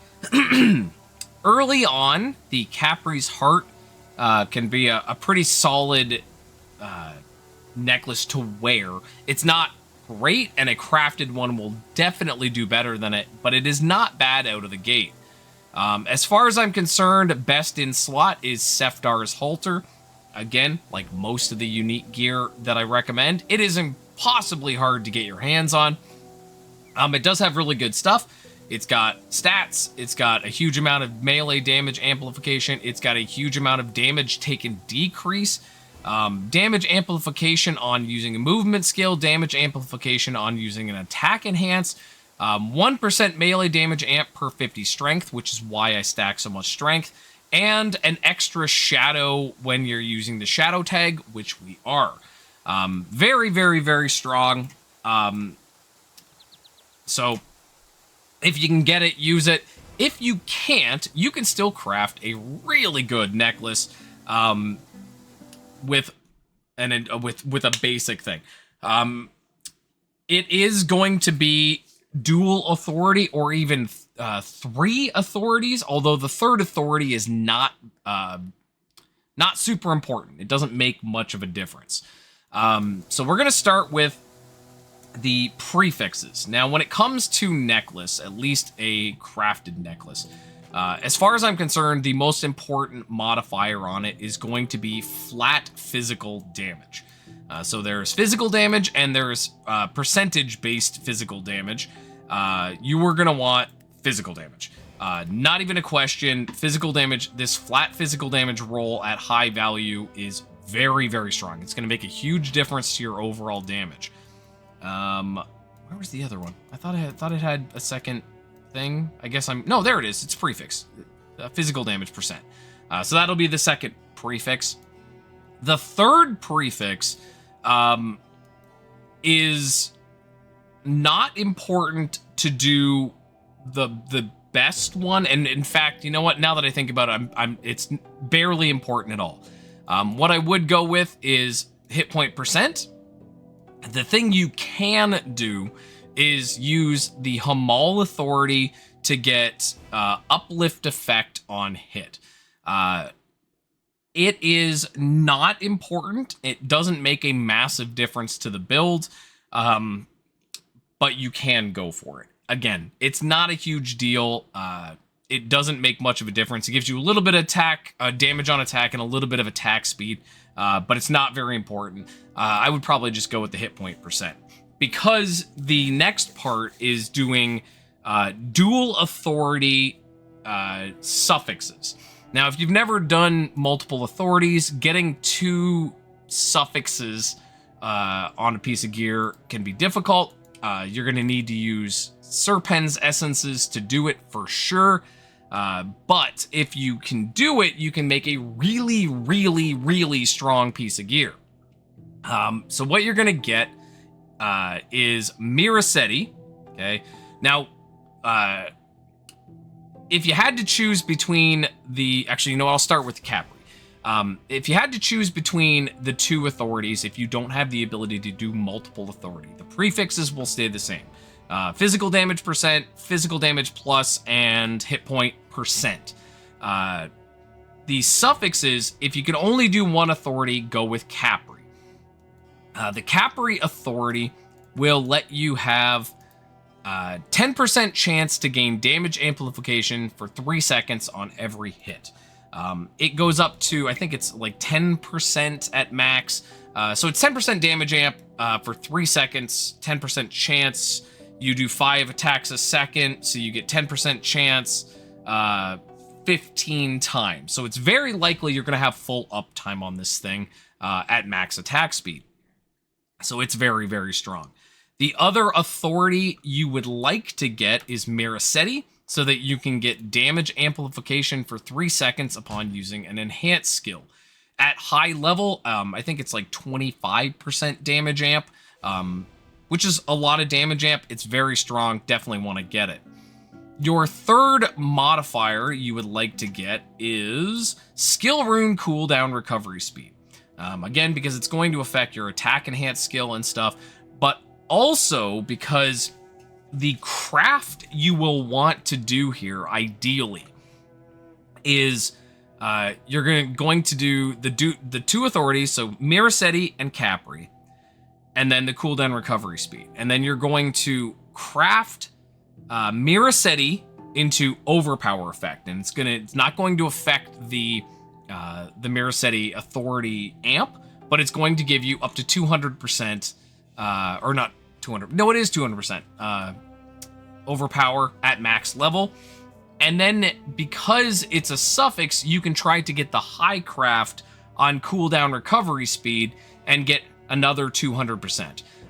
This would make an insanely powerful necklace. It would be difficult to do. Again, if you want to see how I would go about doing it, it's in the boot video. I do the exact same process, except I'm not trying to hit 2 overpowers, but I do the exact same setup. It would give you 400% overpower effect, plus the damage amp, plus the damage amp, plus physical flat and physical percent, and then some hit points. Next, we would be looking at the legendaries. As for most of them, the prefix and suffix, or the prefix doesn't have a lot of great options. In this case, I would go for either attack speed or physical damage. I'd probably go with the physical damage over the attack speed, but the attack speed obviously isn't bad. Hit point and element. Nope, never mind. Just hit point is also a good option as well. It's a lot of hit points. These suffixes have 2 that are good: critical rate and critical damage. Now, the critical damage is not a lot, even at high value, but it's something, and it would be solid to get.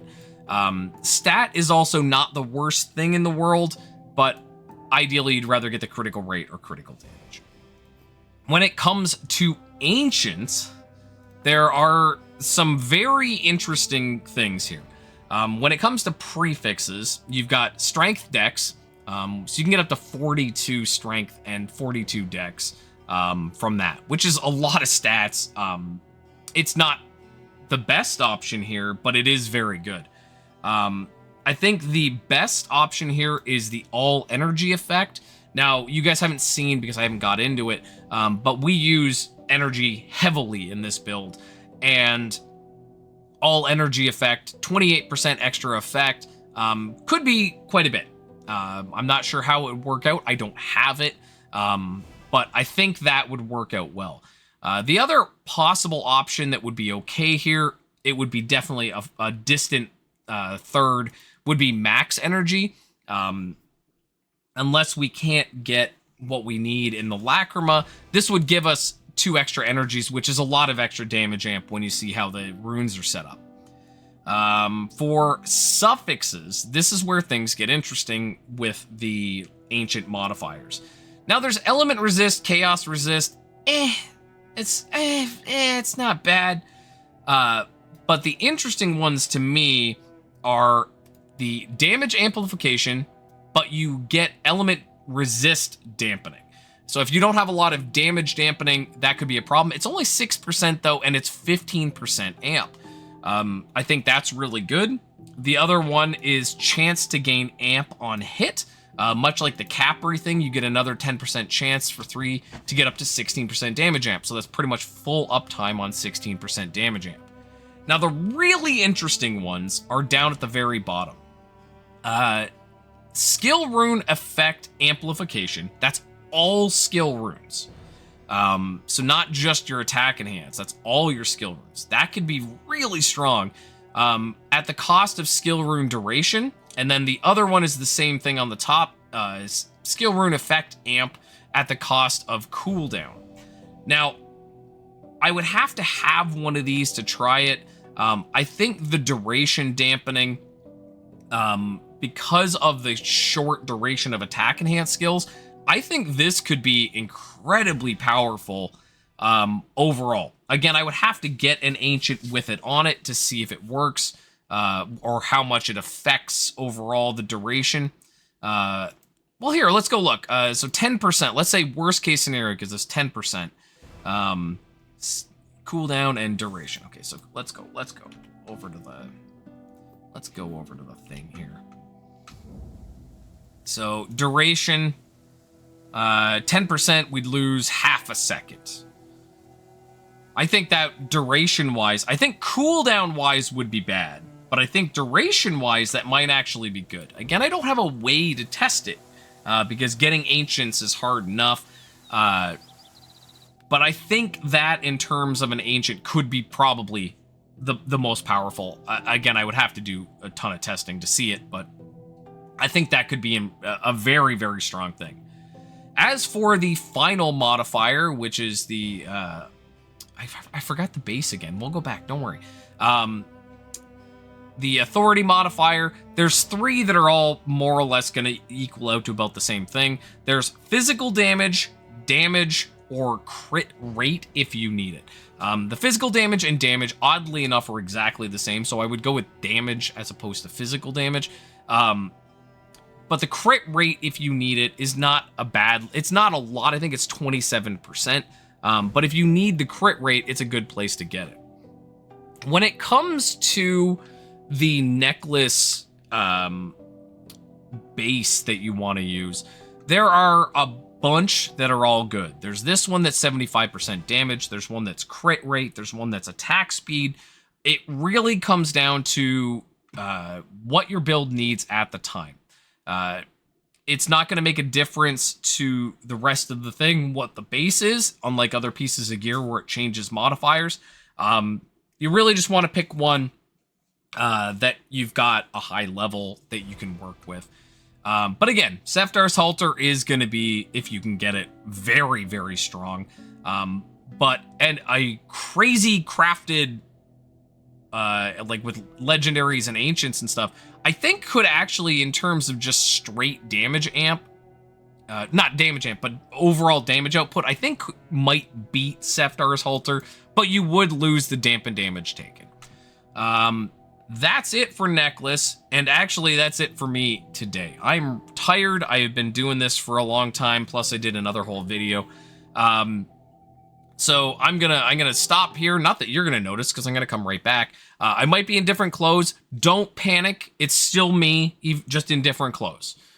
Okay, next up we have shoulders. Now there are some really, really strong contenders for shoulders when it comes to unique. The cold-blooded burden shoulders are really solid without having to spend a lot. They're very, very easy to get. They're armor barrier shoulders, so you get a little bit of barrier, which doesn't matter. Resource cost dampening is nice. You get some amplification, some physical damage, and some critical damage. On top of that, I mean, they're easy to access, which is really, really good. Somebody's farting during the video. The obvious other one is the transcendent version of the cold-blooded burden. The thing is, I'm not actually sure if it is, in the long run, going to give you more damage. It gives you more damage amp, but you lose the physical and the critical damage in favor of getting more max bleed stacks, and bleed damage amp. I think in the long run, these probably are stronger, and you do get more resource costs and stuff. But I don't think they're necessarily worth the cost to get versus the other one.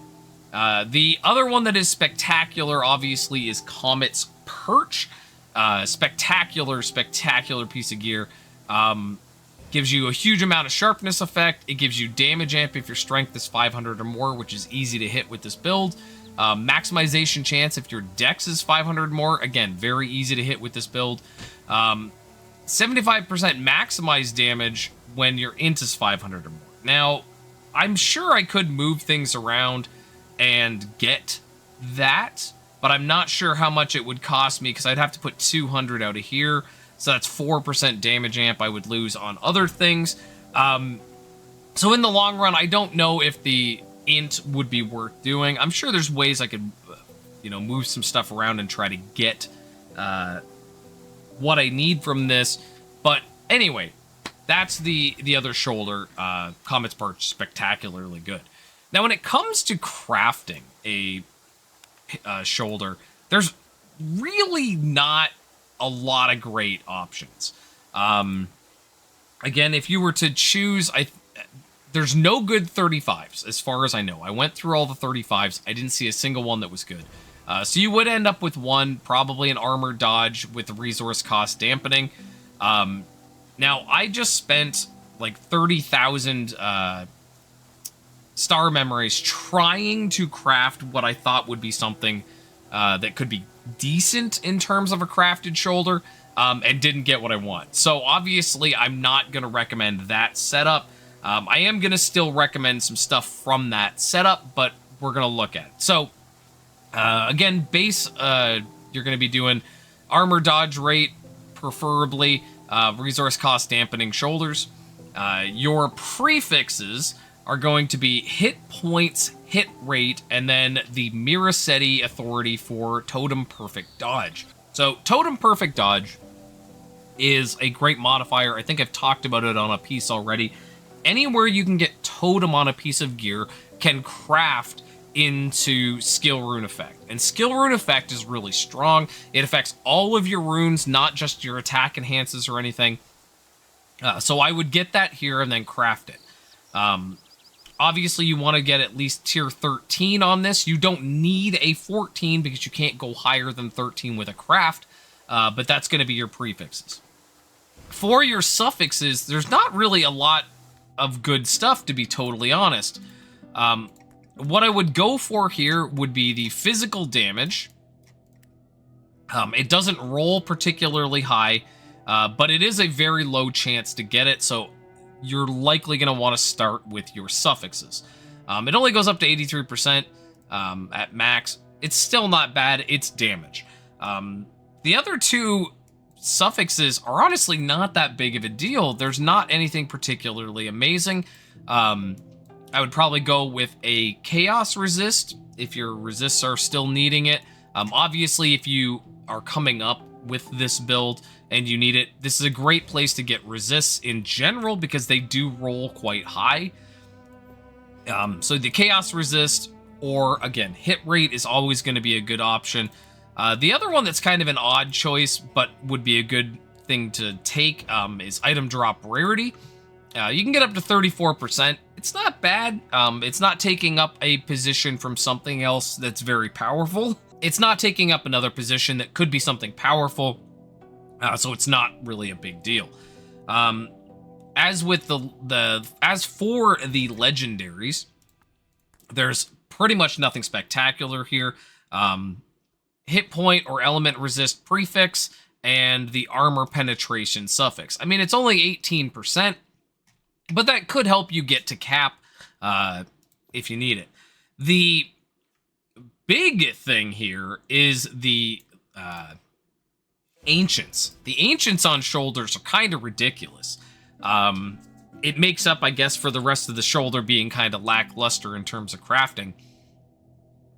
So you can get melee link rune level, 6 to 8 additional levels on your melee link runes, as well as physical link rune, and area of effect link rune. Obviously, getting any of those as a prefix would be a huge help, especially with the amount of area link runes and stuff that we use, the physical link runes that we use, the melee link runes that we use. All of those would be great.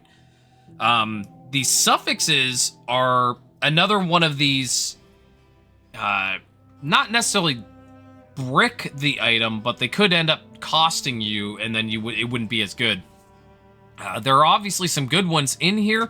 The first one, obviously, melee damage amplification at the cost of resource amp. Now, it's 15% damage amp, but it's 15% resource amp. Unless you have your resources really situated, enchanting this could be really dangerous. It's also got the physical damage amp or the area of effect damage amp. All of those would be great. But again, overall, it's not going to be worth trying to craft one of these unless you're really, really trying to push something. And even then, I don't feel like a crafted version would be nearly as good as the Comet's Perch, or even the Cold-Blooded Burden basic version is still really strong. The last thing on here, obviously, is the authority modifier, and you're going to want the... What is it? I'm not sure which one it was now. I didn't write it down. Is it Hamal? No. There it is. Alyssa's Enhanced Skill Rune Cooldown Recovery Speed. 15% Enhanced Skill Rune Cooldown is really nice. So you're definitely going to want that. The rest of the authority modifiers are not very good. Okay. That is it for shoulders. We're moving on to belts. Okay, let's talk about belt. Now, in regards to this build overall, the whole setup, there's not a lot of particularly strong modifiers on belt. Now, I am going to talk about a separate belt after this, so all the people that are looking at potion belt freaking out, you can just calm down. The base for this belt, you're almost always going to want to take stats. There are some other good modifiers, but really stats is going to be your best choice. The prefixes actually lend themselves to something that you will rarely see, which is, in a perfect world, you would want 3 different authority modifiers with 3 different prefixes. It's not that difficult, but it is very costly to do. I'm not going to bother explaining it here. If you are someone who wants to try and make this and don't know how to, let me know in the comments, and I'll gladly give you a walkthrough, because I'm probably going to make one myself. So the base for this, the important thing when you're especially when you're starting out, is to get the Vesper Authority for -4 resource cost. It only rolls, there's 2 different values. You can get the 8, which will give you -2, and the 4, which will give you either 3 or 4 minus mana cost. You need to get so you need at least item level 121 to get the -3 and 4 resource cost belt. Outside of that, you don't need to worry about anything else. This is an important modifier. It'll help you really deal with any kind of mana issues. It's a super good modifier. The next important one on here is, hold on, I want to make sure I do the right one, is either Alyssa or Boreal, so that you can get hit point amplification. It's a pretty solid amount of hit point amp. You can get up to 13%. It doesn't necessarily do anything for your damage, but it is a nice chunk of hit point amp in a place where you can't get much else. The third authority modifier, if you really want to go nuts with this belt, is to get Hamal and get totem effect so that you can craft it into skill rune effect.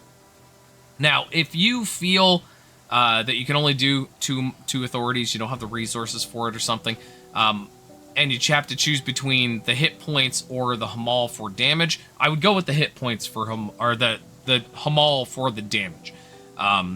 Skill rune effect is very, very strong because it affects all of your skill runes, and it gives up to like 37% or something. So that's 37% effect on your main attack, on your toggles, on everything. It's very, very strong. if you had to choose between them. Now, if you don't want to get 3, if you can only do 2, or if you can only do 1, hit point and hit point percent are both good. Hit point percent is a better choice. When you go to your suffixes, there's really nothing outstanding here. And again, for this belt, I know the potion belt people are freaking out.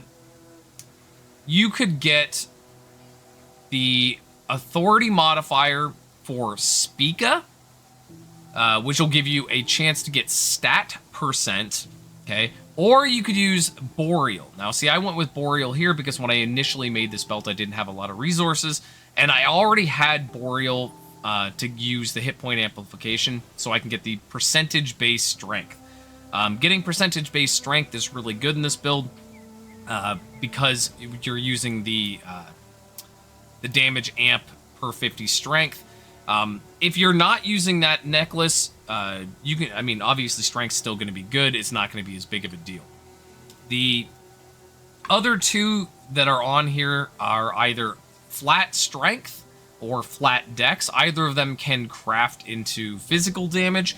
Again, if you are going to do the Hamal and craft it into elements, or the skill rune effect, this will be harder to hit because it would be a high craft. But the strength is still a good choice. The other thing on here, obviously, hit rate is something that is always welcome, or element resist. Again, there's not too much in terms of special stuff you can get down here. For your legendary prefix, hit point percent is best. Hit point is not bad. Your suffix, you either want to hit element resist or hit rate. Again, for this belt. The ancients have enhanced potion effect for the suffix, or for prefix. It's pretty much the only good one. The suffix, however, has damage amp upon using a recovery pot, which includes any recovery pot, so healing or mana. So that could be really good as an ancient. There's really not much else on there that's good. Your authority modifier, you're going to want either enhanced potion effect, or mana potion effect, or mana potion cooldown if you're having mana trouble. Enhanced potion effect affects all enhanced potions. Even though I don't use the offensive potions, I only use the Fountain of Wisdom and the Excavator's Soul. They still affect those, so I can get my Runemaster XP quickly. Now, I would be absolutely screamed at if I did not talk about the potion belt. There's a belt that you can make that is not particularly difficult to make, that can get you a ludicrous amount. It's like 300% enhanced potion effect.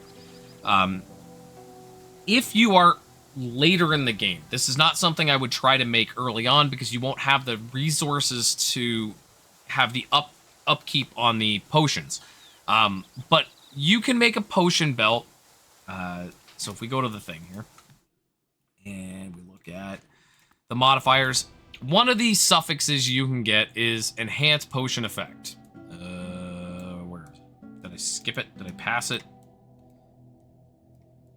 Enhanced potion duration. Maybe I have the wrong kind of belt. Or is it up higher? Did I pass it? I don't even know. God. You can get 3 different authority modifiers: Vesper, Cathsor, and Hamal, that will all give you enhanced potion effect. And then you can craft one of them to get more enhanced potion effect, giving you a ludicrous amount of enhanced potion boost. Some people use it in conjunction with attack speed, in conjunction with the damage amp and whatnot, and you can get a huge amount of effect out of these, and it is very, very popular right now. Personally, I find it kind of tacky, so I don't use it myself. Obviously, there's absolutely nothing wrong with using it. It's not like you're cheating or anything. I just don't like it. The last thing I do want to talk about is the possible unique belts, because there are some good belts that are worth talking about anyway. The first one is the Peddler's Potion Belt. It can be a little bit difficult to get, but it's pretty strong. It's got hit points, hit point amp, movement speed increase, which is always really nice to get movement speed anywhere that isn't your boots. Mana potion cooldown speed, mana potion effect, damage, a pretty substantial damage increase for 2 seconds upon using a mana pot. Now, if you're going to be using this belt, do what I do and set your mana potion activation at 99%. So the second you use a mana pot, or second you use mana, it will immediately activate a mana pot, so you'll get this damage boost. And up to -7 resource cost, which will deal with any kind of mana trouble you're having. The other one I want to talk about is the Hilt of Life and Death. It is not a particularly outstanding belt, but it is pretty good overall, especially if you're starting out and you need something. Again, it's got hit point and hit point amp. It's got some element resist. It's got a good chunk of chaos resist. And it's got some damage dampening if you're at lower health. This doesn't really come into play too much, but it's not bad to have. The last one I want to talk about is the Girth of Harmony. Where are you? I don't even know where it is. Where are you? Where are you? There it is, Girth of Harmony. Girth of Harmony is really good if you can get it. It's fairly hard to access, obviously, because I don't have one. Again, hit point percent, huge chunk, enhanced skill rune cooldown recovery speed, enhanced skill rune effect, damage amplification, and then 4 possible effects that it could get. Obviously, in this case, if you got overpower, that would be spectacular, but really any of these would be good. Really, really strong belt. I would definitely use it if I had it, but I don't. So that's those. That's all the belt stuff. Belts are really interesting in that you could spend a ton of resources making a really, really good one, whether you're doing the potion version or the other one. But it doesn't seem like it makes much of a difference to your damage output, so it's a very strange thing, unless, again, you're using the potion one. So that's it for belt. We're moving on to chest. Okay, chest piece. Now, for the longest time, I've been using a unique chest piece called Consecrated Bone. Concentrated Bone? Consecrated Bone? I don't know. It's well, let's go look at it. It is... Where are you? God, of course I can't find it. There it is.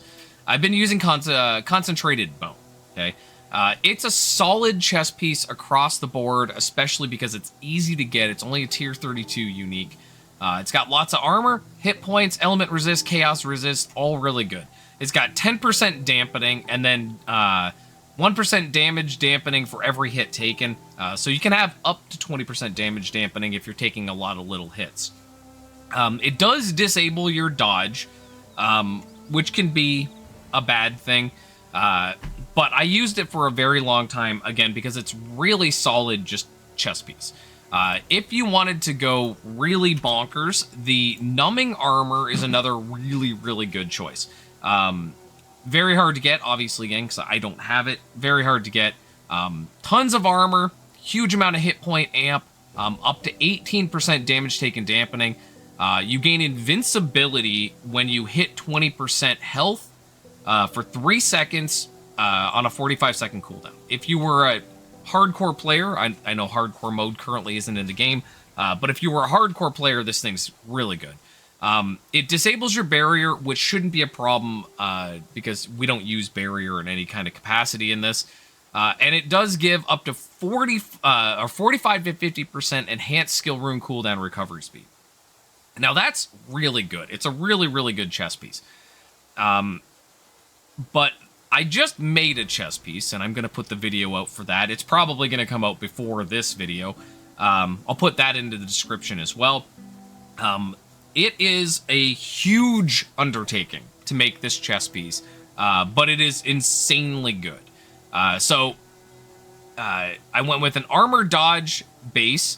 Now, I looked everywhere for a T35 with good implicit values. There isn't any, so I went with the T34 because it's got damage taken dampening.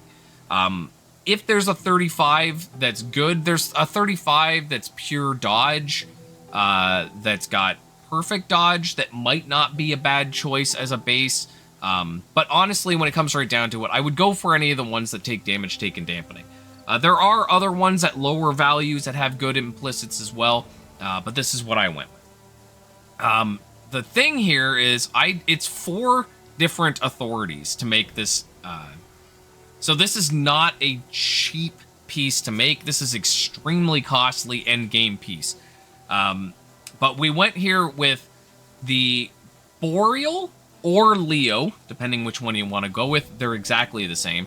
Attack damage skill rune level. Okay. Then we went with Vesper to get totem skill level. After that, with just those 2, we did craft and high craft to get overpower effect and skill rune effect. Then we got damage taken dampening from Spica. Now, most players aren't going to have the resources to do this. This cost me a lot of resources to get that part. The suffixes actually were very, very cheap, but this whole section required a lot. Again, you can watch the video for it. I wouldn't recommend trying to do this kind of thing as a lower player. What I would go with, personally, is the damage taken dampening. If you get a high value thing, you can get up to 18%, I think it is, damage taken dampening. And then I would go for this +3 attack rune level, and the overpower effect. Getting this totem and getting the skill rune effect is very costly, so I would do this and that if you have the ability to do dual prefixes, and get just hit points as your third one. Hit points are always going to be welcome. For the suffixes, I got the Hamal authority to get hit point amplification, hit rate, which is always going to be welcome. And I wanted to get chaos resistance, but I got gear armor dodge.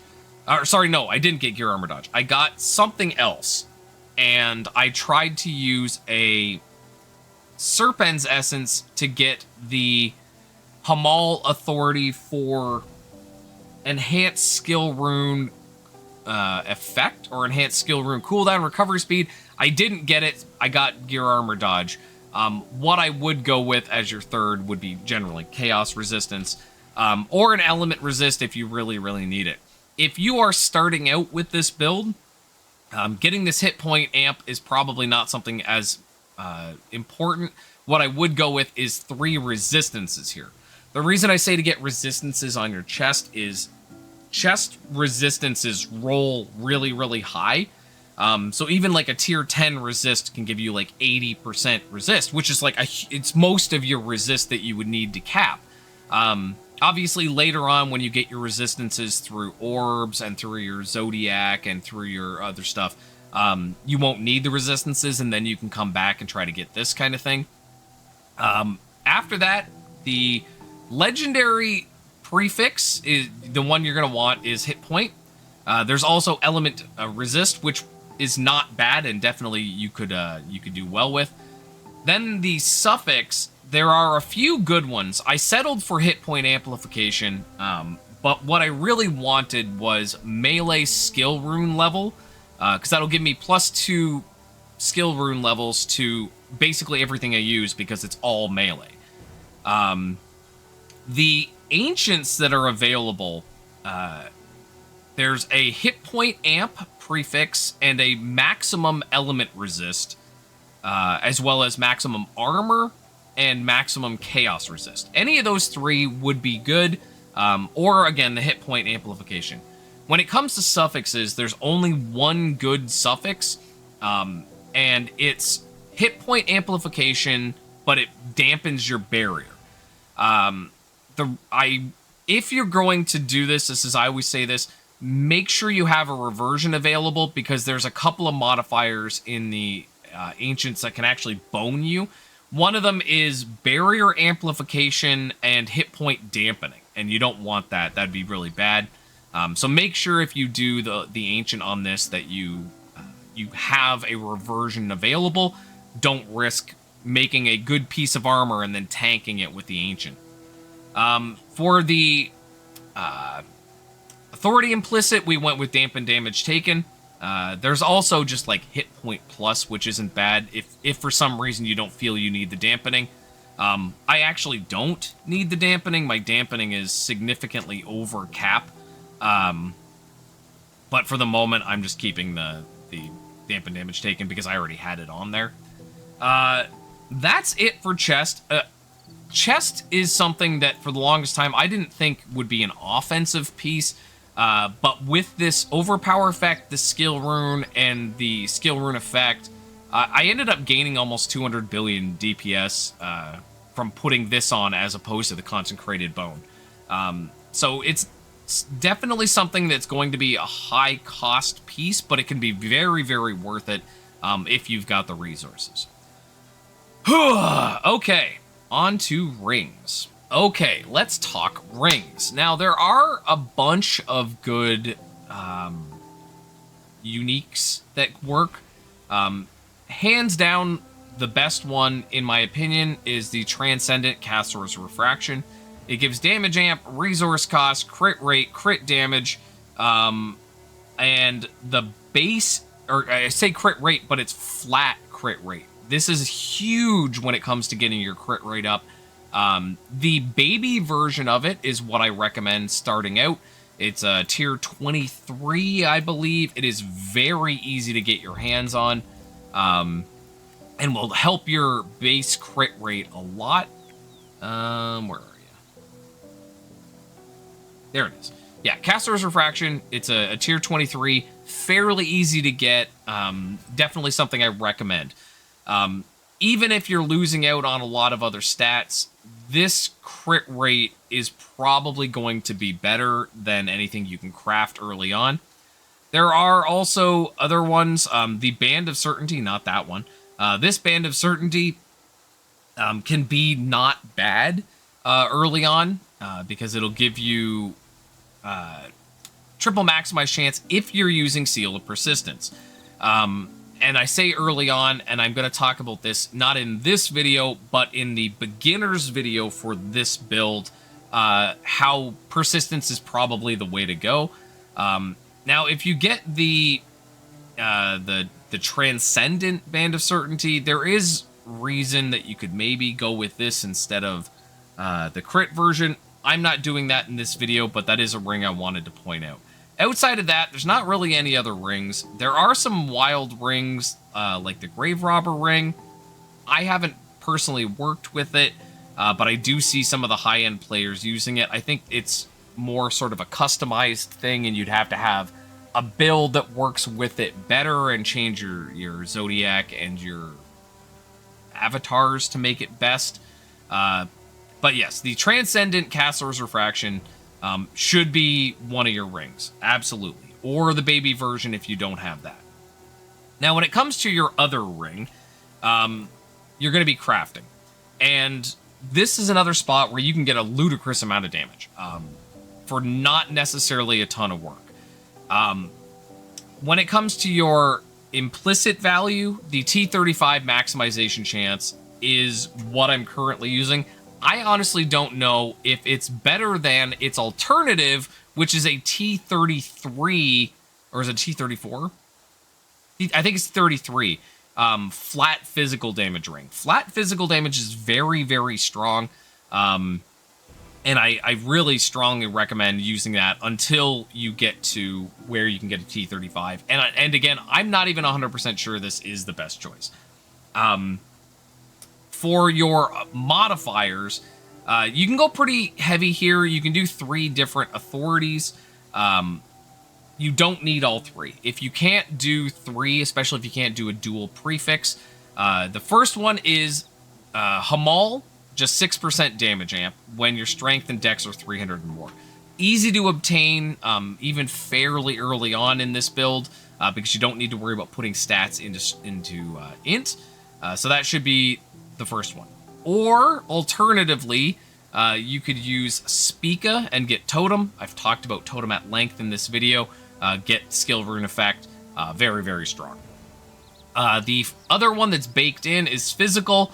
Tier 14 can go up to 109%. obviously it's a decent amount of physical damage, something you're going to want. If you absolutely cannot get dual authority, do one or the other and get attack speed, which is always going to be fairly wanted in this build. When it comes to your suffixes, you want attack critical rate. Now, you can also get critical rate, and I talk about this a lot. The difference between critical rate and attack critical rate is critical rate affects everything, and attack critical rate only affects attacks. And because it's more specific, you can get more. So at max value, this ends up with more critical rate than the other, but the other one, will do spells and stuff. But we don't use any spells in here anyway, so attack critical rate is ideal. If you do happen to get a high value crit roll, though, just go with it. Crit damage is the other one you were going to want here. I didn't get that on this particular ring. I sort of skimped out. And the last one is Hamal again for Pulverize effect. Now, Pulverize effect is very strong. So getting 52% Pulverize effect means you're gaining 5.2 damage amp, basically. As well as some bleed rate. Now, the bleed rate's not important, but that's some pretty solid damage. The other thing you can go for is Cathsor Overpower. Now, when I did testing for this ring, even though it was a while back, the Pulverize ended up giving me more damage overall than the Overpower effect. But Overpower effect is good, and especially if your penetration is very low, getting the Pulverize effect will give you more penetration, which is good. It would be close between the two. I went with Pulverize effect. Again, Overpower is still very good. The last modifier here, ideally, would be crit damage. Again, I didn't get it, but that's that. When it comes to the legendaries, there are a bunch of good ones. Attack speed or physical percent is going to be really good. And for your prefix, and your suffix has attack critical rate. Now, currently on this, I don't have the attack critical rate. I went with stats. When I go to do Ancient on this thing, I will be coming back to make sure I get the attack crit rate. Not that stats are bad. In fact, stats are really good, especially if you end up trying to go for the shoulder. I don't remember the name of the shoulder. But it would be nice to have that extra crit rate. Especially in my current version of the build where I'm using energies, because my attack crit rate is actually ever so slightly. I'm at like 99.8% crit rate on hard mode maps. So I want to come back and change that to get the attack crit rate. But also stats is very good. For the Ancients, there are really good modifiers here. I don't think there's any chances to tank anything from what I saw, so you could just, if you get an Ancient, just take a swat at it. The Ancient prefix here is huge. It is up to 23% attack speed amp. That is so good. That would you would be able to take attack speed off of so many things because of that. And in my case, I have a couple of jewels that are using attack speed amplification that I could switch to damage amplification and get more out of it, or even movement speed amplification to cap my move speed. But getting that Ancient prefix of attack speed amp would be huge. The Ancient suffix has two good options. One is maximization chance at the cost of mana dampening. We don't need to worry about mana on this build. We can go very low. We're fine with what we've got. So I would love to get that max chance because it's 8% maximization chance, and that's almost as good as a maxed out charm. I would love to get that on my Ancient. The other one is amplification if all of your stats are 500 or more. If you're already going to be using the shoulder, that would be something that you would want to get. I still think the max chance would give you more overall than the amp, but I could be wrong. Either one would be really, really good.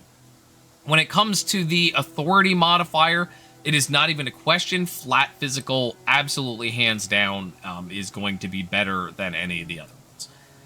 Again, you could do,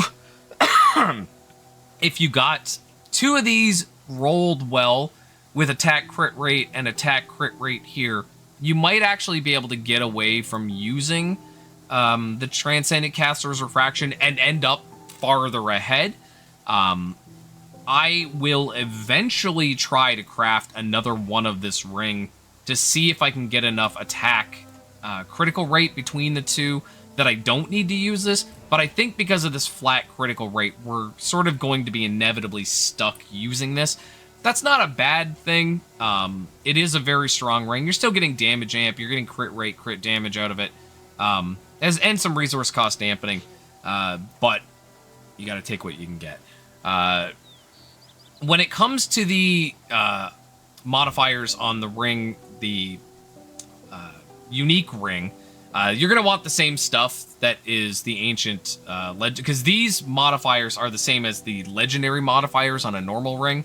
So ideally, you're going to want attack speed and attack crit rate. In this case, though, I got the Child of the Stars set bonus, and that is the one we want. So it's currently the only piece that has that, so I don't want to get rid of it, even though the holies themselves are not any good. Okay, we are done there. We're on to gloves. Somehow I forgot to do gloves, so here we are back doing gloves. If you're going to be using the fissure version of this build, the Transcendent Aftershock gloves are absolutely the gloves you are going to want. There is another pair of unique gloves that is very, very strong. I don't necessarily know how good they would be overall in this build. I can assume they would be quite good, and that is Hamal's Verdancy. Maximization damage, cast speed, or attack speed amplification, chance to do double maximize, chance to do triple maximize damage, element resist, and damage amplification against elites. Obviously would be very, very strong if you can get them. Obviously, they are very difficult to get. But if you could get those, they would be good. When it comes to a crafted glove, now, currently I am using a glove that lets you use 2 stacks of physical flat damage. That is a unintentional thing. I will be crafting a new pair. I don't like to use gear that is not what you should be able to do. I don't like using, what are they called? The things. It doesn't matter. It doesn't matter. I'm going to be crafting a new pair of gloves and removing that. Now, it still could be in the game. I'm not going to explain how to do it. I think by the fact that this is twitching out and going nuts, it should show that they're not correct. For your gloves, when it comes to the base, typically I go with an attack speed base. There are other ones at 35 that I will be looking at when I do my new gloves. But there's not a ton of good modifiers. So one of the ones you're looking for, like the attack speed, penetration, or I think it's maximized damage. I'm not 100% sure, but those are the good bases. When it comes to your modifiers, there's a couple of ways to go here. The first one absolutely is Sefdar for the flat physical damage. A tier 14 flat physical is an incredibly strong modifier to get. Obviously, attack speed is something else that we would like to get here. For the third prefix, there's a couple of ways to go. You could use a second authority, either Alyssa or Vesper, to get physical damage. You could use Leo to get area damage, or Spica to get strike damage. In the overall, in this build, those would all be identical in terms of their amount that you could get. The other thing you can do, if you don't want to do another authority, is take either bleed, burn, or poison dodge, and you can craft it into, it's either crit rate or crit damage, I'm not sure which one, but either one of those would be good. When it comes to your craft that you would do on this, probably the best way to go about it would be to craft the Sefdar physical and get more physical out of it, and then try to hit a high craft on something else that would be decent. There is nothing super powerful that I know of anyway on gloves that you could craft. I did a pretty comprehensive check to make sure that there wasn't. If I missed something, obviously let me know. When it comes to your suffixes, the Aquila attack speed amplification is going to be very strong here. Obviously, attack critical rate or critical rate would be very welcomed. And then either critical damage or maximized damage. Now, obviously, if you don't have a lot of maximization chance, maximization damage is not going to be as good. But if you have a lot of maximization chance, maximized damage is going to be much better than critical damage. When it comes to your ancients, standard prefix, either hit point or element resist. There's nothing else good. When it comes to suffixes, crit rate is, or crit damage or crit rate. Wait, hold on. Am I looking at the wrong thing?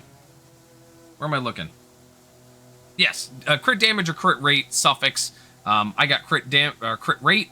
Cool, I'm happy. Moving on. The ancients, for prefixes, you can get crit rate, crit damage, maximization damage, or maximization chance. Now, after looking at the stats on them, I think maximized damage would be the best for the build overall, if you have the maximization chance. Because the crit damage isn't a ton. Where I am, this works out to about 2% damage amp, and maximized damage would give me a lot more. Maximization chance here is not particularly great because it's only 4%. But if you were really trying to push maximization, it's not a bad place to get some. Obviously, crit rate, crit damage would both be acceptable as well. When it comes to the suffixes, there's only 2 that are any good, and I want to look at them here and show you. And it's going to depend heavily on what your build is like to see if there's any of these that are even worth getting. So the first one is damage amplification upon attack and attack speed dampening. Now, if you've got your attack speed in a really solid place, getting 15% damage amp at the cost of some attack speed could be okay.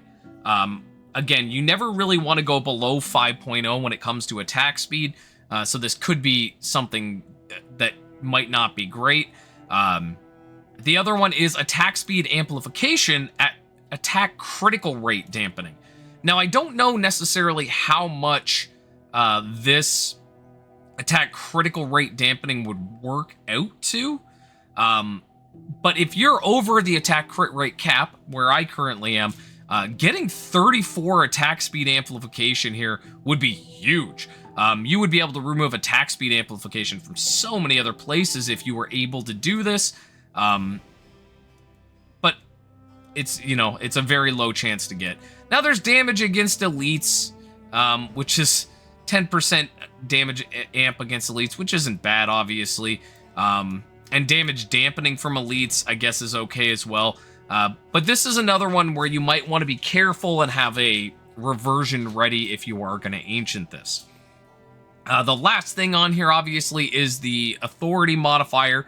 Attack, aura, and seal effect, in my opinion, is the best one. There is penetration, which could be good if you had low penetration at the time, or you didn't have a good aura or seal effect. But there's that.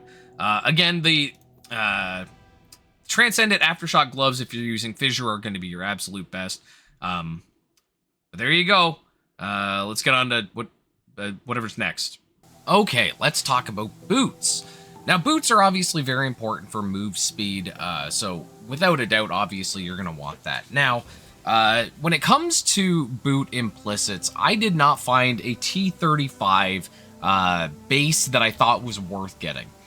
There is a pure dodge that gives perfect dodge as an implicit, which is something I would consider, but for the most part, there isn't really any good T35 boots for this build. So I went with a set of T34 armor dodge with movement, skill, cooldown, recovery speed. Now, I don't feel this is super important, and if I could get anything else here instead of just some movement, skill, cooldown, I definitely would. Hopefully in the future we'll get something better, but for now, this is it. Now, if you are using the Shield Strike version of this, you are going to want the one pair of unique boots. So you know what? Let's just look at the uniques first. There are a couple of good unique boots to begin with. As I had previously said, the Transcendent Leo's Roar or the regular Leo's Roar are going to be more or less required if you're using the Shield Strike skill. I mean, you can get away without it, but these do, they are very nice if you get them. The other uniques, the Transcendent Alyssa's Landing is pretty good. It's got some hit points, it's got some melee damage, some movement skill cooldown. If you happen to be using leap attack, it's got other stuff as well. The other nice one is the Transcendent Leg Bone of the Wind, only because it can max out your move speed. On its own, it's not a very good boot. It doesn't really do basically anything else for you, but it does help you move heckin' fast. The Straws Boots is another boot that can be very, very good because it has immune to movement speed decrease. Now, I plan to get this elsewhere, so these boots aren't as good as the boots I will have, which are the crafted ones that I'm going to show. But they're pretty good. They've got good move speed. They've got immune to movement speed decrease, damage, and sharpness effect. Pretty solid boots across the board. There's one other one, the Unos Gators. I want to talk about. That is a nice temporary boot. It's armor barrier. We don't care about the barrier. It's got nice move speed. It's got -2 resource cost if you're having mana trouble early on. Enhanced skill rune cooldown recovery speed is very, very nice. It's got movement speed amplification on top of the movement speed increase. Movement speed amplification upon using an enhanced skill, which is still nice. Again, none of these are going to compare to a well-crafted boot, and if you do a well-crafted boot with an ancient, it's ridiculous. So let's look at the ones that I crafted. Again, there's a video for them in a link in the description. But we've got armor dodge base, movement speed. Obviously, one of the prefixes is going to be movement speed. Now, the nice thing here is that the difference between a 10 and a 14 is like 5% move speed. So this isn't something that's particularly important to worry about getting maxed, which makes it a little easier to work with what you get. Now, if you want to go really bananas, again, the whole breakdown of how I do these boots is in that other video. But ideally here, prefixes, you want to get strike damage amplification. It is a very low chance to get this, so if you're not going to do what I did with the crazy suffixes here, I would definitely start with prefixes and get strike damage. The other prefix we want is melee damage. Both of them can roll pretty high. It's a lot of damage. It's definitely worth getting. Suffixes, if you're only going to get one suffix, if you're not going to do the crazy dual crafting high craft thing that I did, getting the Cathsor attack enhanced skill rune effect is really good. 41%. I think it goes higher. I think it's... No, it's max. 41% is max. And it can craft into a huge amount of overpower effect. I think it's 190% overpower effect at tier 13, which is max. As for the other suffixes, Chaos Resist is pretty much one of the only other good ones here. And if you want to get really bonkers like I did, you can get Spell Block Expertise and craft it into physical damage. Now, again, in the video I show how I did it. I wouldn't recommend trying to do this unless you really are trying to make a nutty set of boots. The other one you can get... what was the other thing? I can't remember the other modifier that was here. but I would probably just go with another resist or something if you weren't going crazy. You can also, not that I have it on my thing, but I'm pretty sure it's Spica you can use as another authority that gives you damage dampening. Unfortunately, it doesn't give a lot of damage dampening, but if you are lacking it elsewhere, you can get it here. For the legendary prefix, hit point percent, as with all the other pieces, it's hit point percent or element resist. The legendary suffix, there's basically nothing good. There's literally, as you can see, I don't have one on here because there's none that even matter. There's none that are even worth looking at. Now, when it comes to the ancients on boots, there's some good stuff here. And I didn't write it down.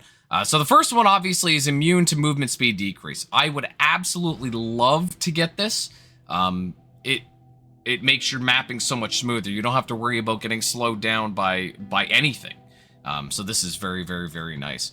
The other, obviously, some decent ones. Movement skill, cooldown speed. It's a huge amount of movement skill cooldown speed, which isn't bad, obviously.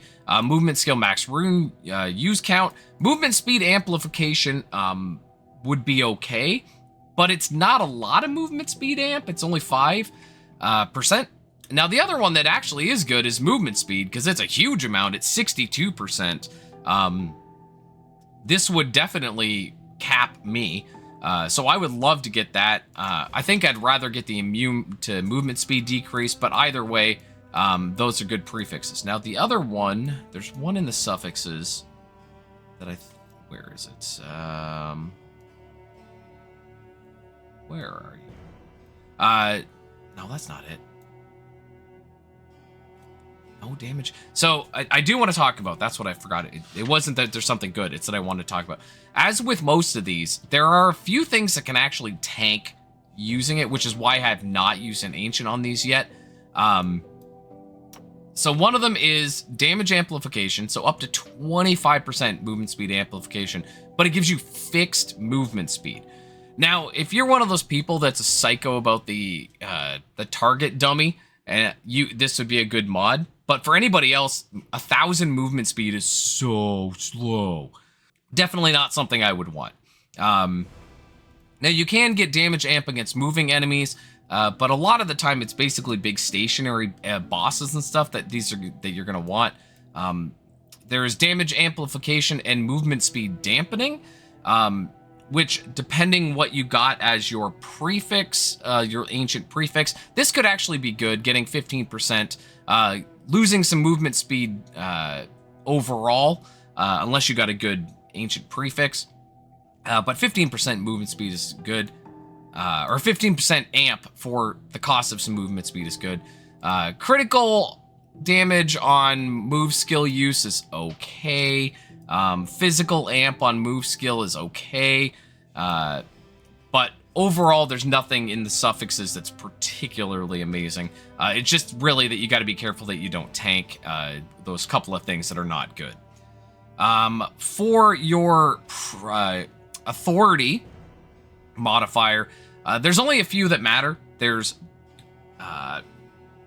mana cost dampening, stats, and move speed. Now, the move speed only goes up to 4%, stats goes to 6, and dampening goes to like 10 or something. If you need the dampening, this is a really good place to get it. I went with stats because I don't need it, and 4% move speed is going to make an imperceivably small amount of difference, so I'm not really worried about that. Again, boots can be really, really strong. If I had taken more time with my prefixes on these, I could have got the other melee damage, but I was just tired of working on them. And because I knew I was doing it for a video, I didn't want it to take 6 hours, although it's a long video anyway. So there's the boots. That's all the gear. We've got a lot of other stuff to get to. Yeah, so let's get to it. Okay, on to the big stuff, the rune board. Now, depending on which one of these skills you're using, there might be a more optimal setup than this. We're going to talk specifically about the link runes on the main skill here first, and then we'll branch out into the other things. So depending, which one of these you're using.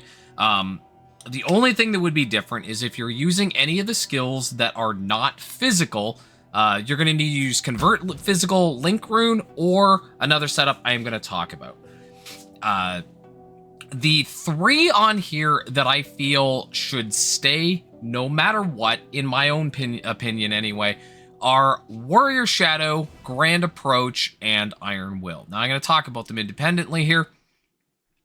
Warrior Shadow obviously is very good. It frees up a ton of space on your rune board because you don't have to worry about linking another skill and planning what to use with it and all that other stuff. Obviously, it's very straightforward. You put it on and you get an extra attack, effectively. You get some damage amplification and some damage penetration, which is all very nice stuff. Absolutely no comment. Now, you can go 2 different ways on this, really. You can go Source, which is what I've done, or you can go with Origin. Origin has, in different testing, I have gone back and forth. I had 2 copies of it, and I was doing testing back and forth. It can be very good both ways. It's going to depend on way too many factors to know for sure which one's going to be better with your build. If your build requires multiple hits or can get extra hits in ways, Origin can be better. For the most part, though, I would honestly just stick with Source across the board because you get some area of effect on top of just damage, which I think is nice. The other one that I absolutely think is part of this build is Grand Approach. Grand Approach has 2-pronged effect. 1, you get some really, really solid damage amp, up to 45% damage amp at enemies. Sorry, 8. Let me. My God, I can't talk. So you get 8.2% damage amp per 100 distance closer to an enemy. Up to 45% damage amp, which is a lot of damage amp. And then at Legendary, you get another 5%, so up to 50%. But the big thing here is the last line of the Legendary. Regenerate 1% of max hit point per second for 2 seconds upon hitting an enemy at 200 or less.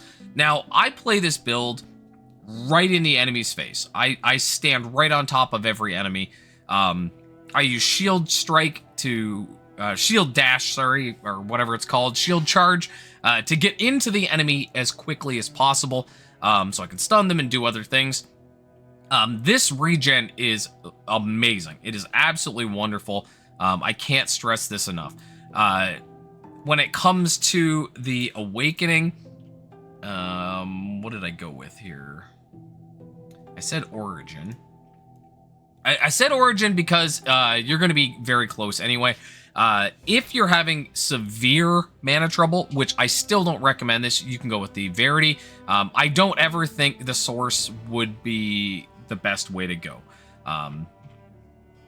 The last one I think is very important to this build is Iron Will. Iron Will gives you quite a bit of damage amp at max level. How much does it actually give here? So you get 123% melee damage, which on its own is very good. And then 0.5 damage amp per 650 max hit points. Can you get a higher roll than that? Or no, that's so 0.5. So 650 times 36. Hold on, let's do the math. I always forget to do this before I start the video, but too late. We're doing it live. So 650 times 36. So you need 23,400 hit points to make the most of this skill. I'm not saying you can't use it lower than that, but it might not be the best thing. You won't get, as much damage amp. Now, the damage amp itself is not the great thing here. You can get 16 armor per 100 max hit point, up to 2880 armor. Now, that's without modifiers. You're going to be using a lot of strength in this build, which is going to modify that armor and give you a lot of armor. You also get 1% damage amp per 1,500 max hit points. So again, if you're above 15,000, you can get another 10%. And you get max armor damage decrease limit. So that means it's like having... So when armor is your resist for physical, and that lets you have 2% more resist. It's very, very nice. Overall, the thing is very strong. With this, I went Origin. So melee damage amp when strength is 500 or more. Now, if you don't have this strength at 500 or more, obviously I wouldn't go with that. I would probably go with Source because of the regen. You could go with the Verity to take critical damage taken decrease, but it's such a small amount. I would honestly just go with the hit point regen instead. So those are the three that in my opinion are critical to the overall thing of the build. Now there's one slot here that is going to be reserved for one of 3 different runes, okay? Starting out the game, you will be using... Where did it go? Oh my god. I should have made the font bigger. Quick Attack, okay? Quick Attack obviously does exactly what it says. Quick Attack gives you attack speed. Even at max level, it doesn't do anything for your damage, okay? It just gives you attack speed. Now, it gives you a good chunk of attack speed.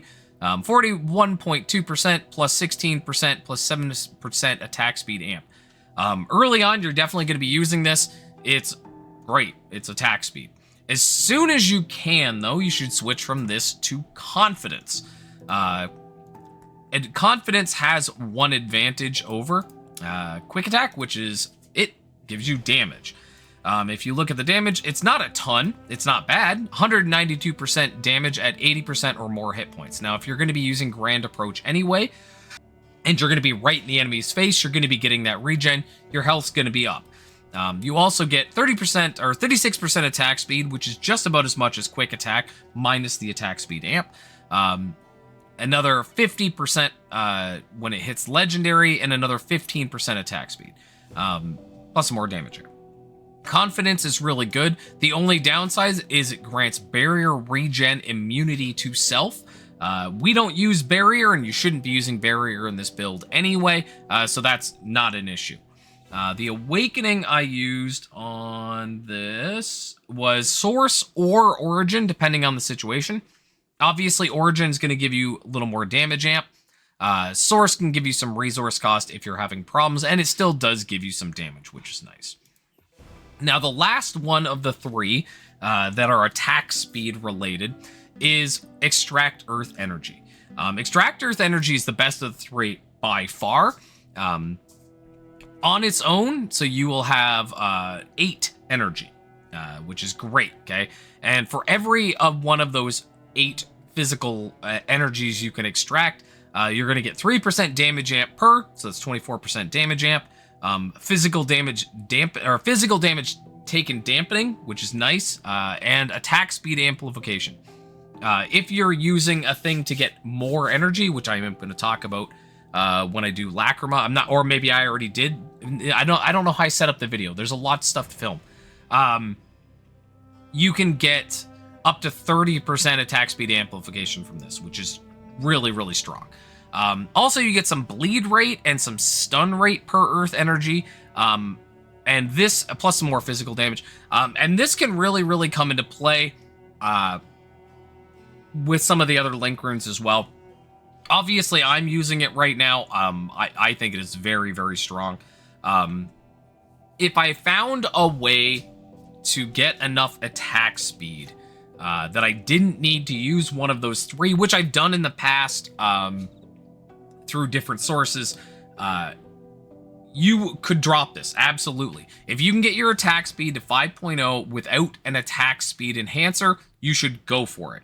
Because then you can put one that is just straight damage, and you'll end up with more damage. But definitely recommended that one. The other one that I will recommend very tentatively is Extract Energy. Now, Extract Energy can be really, really strong.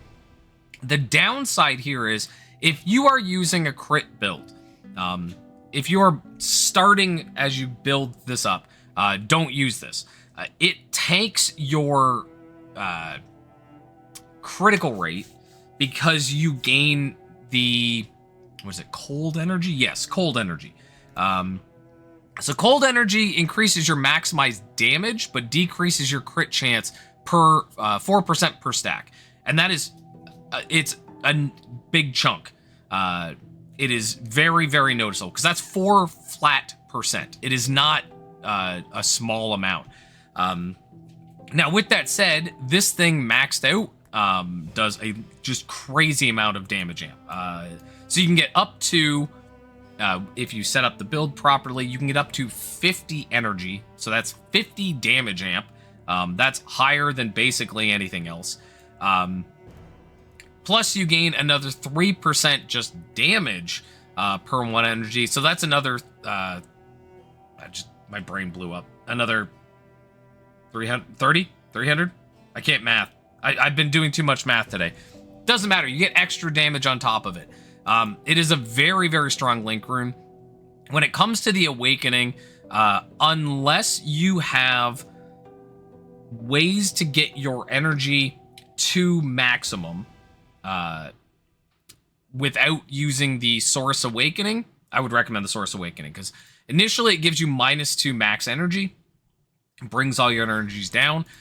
If you use this, it brings them back up to the same point, so they'll be at 5, and then you can go from there. If you have one of the other things, or have a setup where you're getting up to that 10 energy, even with this -2, I mean, the other two are very good choices. Damage dampening per energy, so that's 50% damage dampening, which is, that's a lot of damage dampening. Or the dot one, gain a random energy when dealing a dot,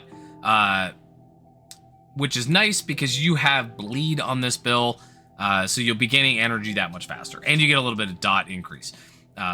Again, the Origin Awakening here is great, and I'm going to talk about a second copy of this skill later, but obviously, when it comes to damage, this thing is just incredibly strong.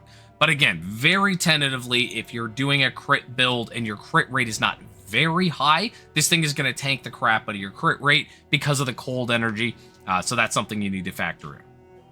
Okay, the last one I use, okay, is Spot Weakness. Now, Spot Weakness is great, but it has to be awakened with Verity to use at all, because it is a ranged, projectile tag, and until you awaken it with Verity, it will not link to this.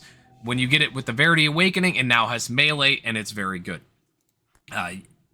It on its own gives quite a bit of damage amp. It gives 4.2% damage amp per 100 distance decreased against enemies at 600 distance or less. Long story short, if you're right up against the enemy, you get 40% damage amp, which is great, obviously. On top of that, you get up to 10 stacks of dodge rate and max attack and spell dodge rate. And now that I've re-enabled dodge with this build, having that extra dodge rate at close range is great. And another 3.5% damage amp against enemies when it's at legendary. What did I use? Spot Weak. Oh, you have to use the Verity Awakening. It's not even a question. So those are the 6 I use. Now I'm going to go through a whole bunch more here that are all great choices. Some of them not so much. And I'm going to talk about those and what you can swap in if you have it or don't have it, or how as your build needs it. Okay, so now let's talk about a bunch of very good alternate runes, or some of the runes that people use as alternates that I don't think are as good. We're going to start at the top here and go down. So melee damage amplification is not bad. People really lay into this thing. At max level, you get, what, 27% amp plus 50% melee damage, which is not bad. Now, it can apply dot, and we get a lot of effect between bleeds and pulverize and other stuff. So we want to apply the dot. So in that case, if you're going to be using this thing, you have to use the Verity Awakening, or sorry, the Origin Awakening, so that you can apply dot. I don't think it's great because honestly, it's not that much damage amp. 27% is pretty low at with major link runes at the end game. You can use it as a stopgap, but I don't personally think it's something you would want at the end. Next up, area effect. Now, early on, you might want to use this, especially if you're just starting out with the build. It does a lot of area, obviously, which is very, very nice early on. Once you get enough area through other sources, you definitely should drop this because there's no damage amplification on here. There's just damage, which is not bad, but you can definitely get more with other things. Again, if you're really having trouble with range, you can use it. I would use the area of effect amplification, the Origin Awakening, if you had to use it. Next up, it's partner, concentrated area damage. Now, concentrated area damage is the exact opposite. It's going to make it smaller, but it's going to give you lots of damage amp. It is a pretty solid amount of damage amp. So what is this? 36.7 area damage amp, which is definitely one of the higher ones at the cost of quite a bit of area of effect dampening. Even if you go with the Source Awakening, the Origin Awakening, so that it decreases it less, it's still pretty big decrease. This can be a pretty solid temporary thing, especially, again, if you're starting out, don't have the harder to get link runes. Origin can make a good replacement with concentrated area damage, especially if you couple it with area of effect, and they sort of offset each other. Not a great setup end game, but for moving through the game, quite solid. Next, we've got Strike. Now, personally, I don't like Strike because it has a huge downside of a major amount of attack speed dampening. You can overcome this for sure, but in the end, I don't feel like it's worth it for its sort of mid-range damage amp. You end up with, what is this, 31% damage amp and 50 strike damage. You get more out of concentrated area damage, but you don't lose the attack speed. Now, you can use the Origin Awakening to help offset the attack speed, or if you've really got a ton of attack speed, you can go Strike or Source for the strike damage amp and even more dampening. But again, frankly, I don't feel like this is a particularly good link rune. It's really meant for triggered skills more than anything. What I talked about confidence. I want to talk about two alternates for Grand Approach. Grand Approach is your regen, it's your healing. And there's two other link runes that you can use as you're coming up with this build that are less good. Regeneration is one of them. It gives you a little bit of damage, it gives you the regeneration effect, and it gives you more regeneration effect as it goes up. This is a very, very temporary thing. Unless you're really having trouble getting survivability, I wouldn't use this one. Instead, I would use Hunger. Where are you, Hunger? Did I pass you? Am I making this up? I know you're in here. There it is, Hunger. Hunger is a better alternate. It gives you hit point on hit. And in the long run, it's not bad as a temporary thing. Again, with most of these, the same issue becomes it doesn't have a ton of damage. It does have some, and at max level, I mean, it's got a little bit of damage, but there's no damage amplification. But as a temporary thing, until you can get Grand Approach, because Grand Approach is a rare link rune, can be troublesome for new players to get. I would just use this in the meantime. Back to more of the damage alternates. We've got Mana Storm. Now, Mana Storm has dropped in popularity over the life of the game. It's not bad. Obviously, it does pretty solid. You know, you've got, what, 30 31 strike damage and 29 dot amplification. Okay, so that's both good. But it's at the cost of +8 resource cost on the skill you're using. If your mana's really, really strong, it can be okay, but it's not that powerful, and there's better ones that have less downside.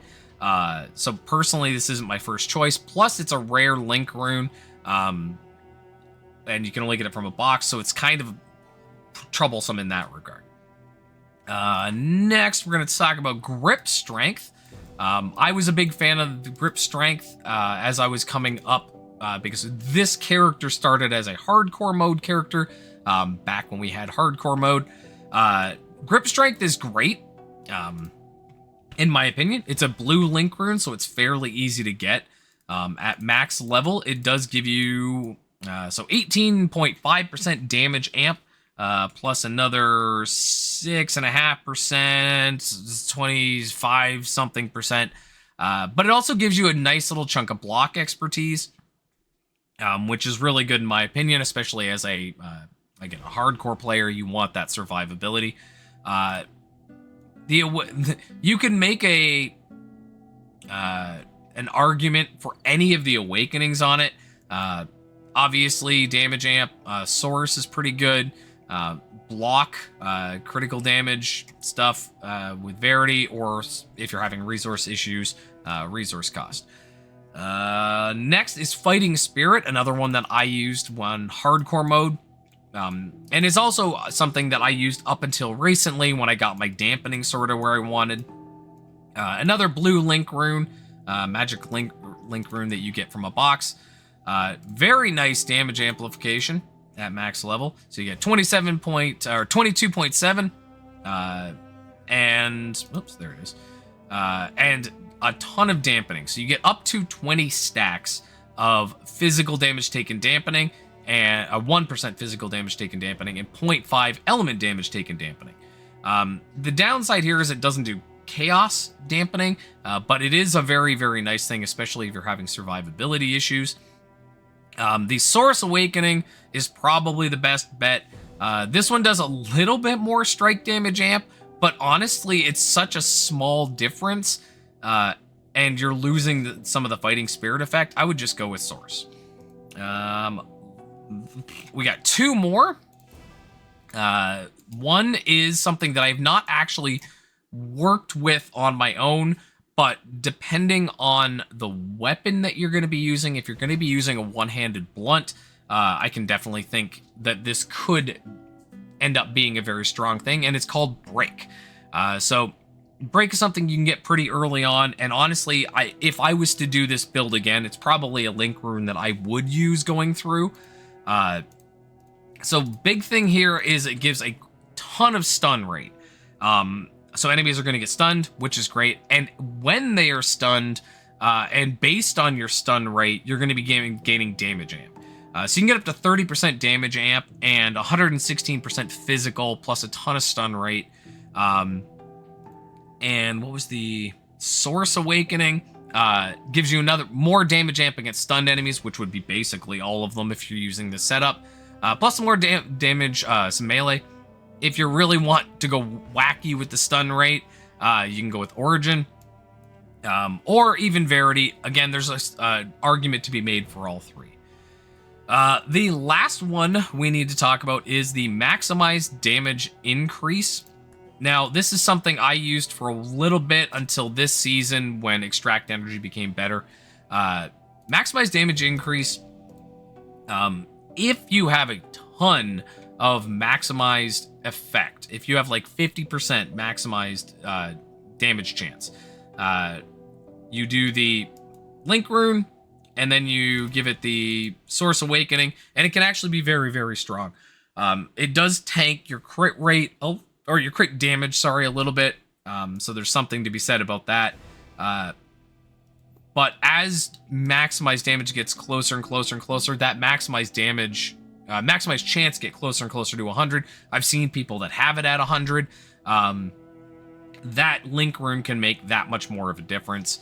But again, it's very independent, based on your amount that you've got and if you're going to be using energy and all this other stuff. Now, the last link rune we have to talk about is the convert physical damage link rune.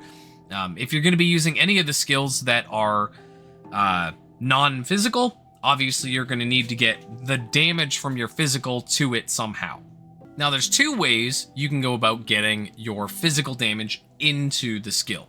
And there's reasons, and I'll talk about it when we get to other stuff. There's reasons why I'm saying you should do physical and not just use these skills on their own. Obviously, you can use them on their own, but the reasons that I have will become apparent later. So your convert physical damage link rune is the one way you can do it. When it is legendary, it converts 100% of your physical damage to whatever the skill is. You get a little bit of damage amp, 10%. You get some physical damage, which is great, and it converts it easy peasy. Now, the other way you can do it, which is a lot sloppier, but is still totally doable, is through charms. You're going to be using Hamal anyway, and you're likely going to be using Boreal anyway. So if you get Hamal to 230, it converts 80% physical damage at... Jesus, my God. Convert physical damage to the main element of that skill at 80%. And then if you do Boreal, you're getting convert damage to main element at 40%. So you're getting effectively 120% conversion. As far as I know, I haven't actually done this with a thing. So that could be a more effective way to do this.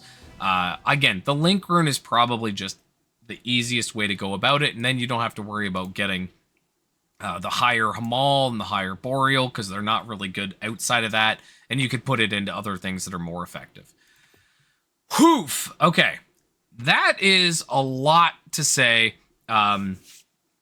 That's the main setup. Now, some of these, depending on the skill that you're going to be using, will do better with different link runes, because some of them have increased energy, some of them have increased crit rates, some of them have extra damage amps. They're all going to play slightly differently, but this is the overall bulk. This will make all of these, again, the video that I showed at the beginning, that's all of these skills with this exact setup, just out of the gate, converted and gone. So there's a lot to be said there, but with that said, there's a lot more Runeboard to still do, so let's get into it. Okay, before I get into the rest of the Runeboard and the rest of the video, I want to talk individually about the skills themselves and sort of how I feel overall with them. So Shield Strike has been my baby for a long time. Of all of these skills, it's probably the second weakest overall currently. Part of that is because you're forced to use the Transcendent Leo's Roar Boots. Now, you could do, instead of the Origin Awakening, which gives you one large shield, you could go with the Verity Awakening and get the +2 strike count and still wear a regular set of boots. And that would probably actually close the gap. In fact, if I was to go back to Shield Strike, I don't think I would use the Transcendent Leo Roar boots. I think they need to be modified to be made more effective if they're going to be that skill's unique. The other one that I felt wasn't particularly great was Arctic Shard. In fact, I'd put Arctic Shard as probably the weakest of these overall. It's a little weird in how it plays because of the sort of delay on the movement. Now, I say in the video at the beginning that you should use the Verity Awaken. I don't actually have it on here. I should have put it on. It would have more coverage with that, but I don't know how much overall the damage dampening from that would be, because it's 15 to 20% cold damage dampening. I don't know how badly that would affect the overall. It's a cool skill, but it's definitely the weakest of them. Now, there's a couple that are almost exactly the same, except that they they look different. They have different thing. So one is Frost Strike and Earth Blow look almost exactly the same. They are definitely going to be the best overall clearing because all of the other ones have a cone of some sort or an area of some sort, whereas these are sort of effectively a point-blank AoE. They radiate out from you. They hit behind you, they hit in front of you, they hit to the sides. Both of these could be really, really strong. I think Earth Blow could probably overtake the rest of them, provided that you have a Lacrima that can use the... Oh my god. The blunt that I talked about in the video already. And I think that could make this really good because it gives you more maintained position stacks and stuff. And it gives you a ton of damage. The other two that are very, very similar are Firestorm and Lightning Vortex in terms of how they look anyway. When you look at Lightning Vortex in here, it doesn't look nearly the same as when you look at it with the Origin Awakening. The Vortex strike count is very strange. That and Firestorm, when they're upgraded, look very similar, but they play very differently. Firestorm was definitely weaker than the others, but again, this isn't an optimized build for this skill, but it was still very cool to play with, as it is. And Frost Wave, honestly, I felt like Frost Wave might be the best of them in this exact setup. Again, Earth Blow if you got the proper thing. But I'm actually going to be working with Frost Wave more. I really feel like this was a cool skill. I need to test it more, but it really, really was a great skill. Again, the only thing you need to worry about is the Convert Physical Link Rune, and I actually tried all of them without, and honestly, that 20% difference is not that big if you're just going with the Hamal conversion, the 80% conversion. I do want to try getting the Boreal... So I might end up doing something where I just change one of these terms as a testing thing to see if it does actually give you 100% conversion or 120%. It actually converts more. I'm not sure, but it is something I want to test. So with that said, that's all the skills. It's sort of in my order of ranking. They're all cool, with the exception of Arctic Shard really needing a bit, but I think they're all great. The ones I didn't talk about, I wanted to talk about Cross Slash and Deadly Poison Claw. Now, I didn't put them in this video because you were required to use a dagger, and I don't have a really well-crafted dagger, so I can't really test the two. Cross Slash, from what I've been told from someone else, is currently bugged and doesn't work quite right, so I can't really recommend it on its own, but I know Boog used it last season, and she had a lot of fun. So it can be a very good skill. The Deadly Poison Claw has a pair of unique gloves, and you would require to use dual-wield daggers. It would be a very different setup in terms of Zodiac and stuff, and I might come back and do a separate video about dagger-based skills. But it could be very, very cool because it has to do with poison energy, and if you had the unique gloves and stuff, it could be very good. But unfortunately, I don't have the stuff to do it here. There was one other skilled, Fire Blow, that I was going to test. I actually leveled it up and everything. That's not how you spell blow. Fire Blow.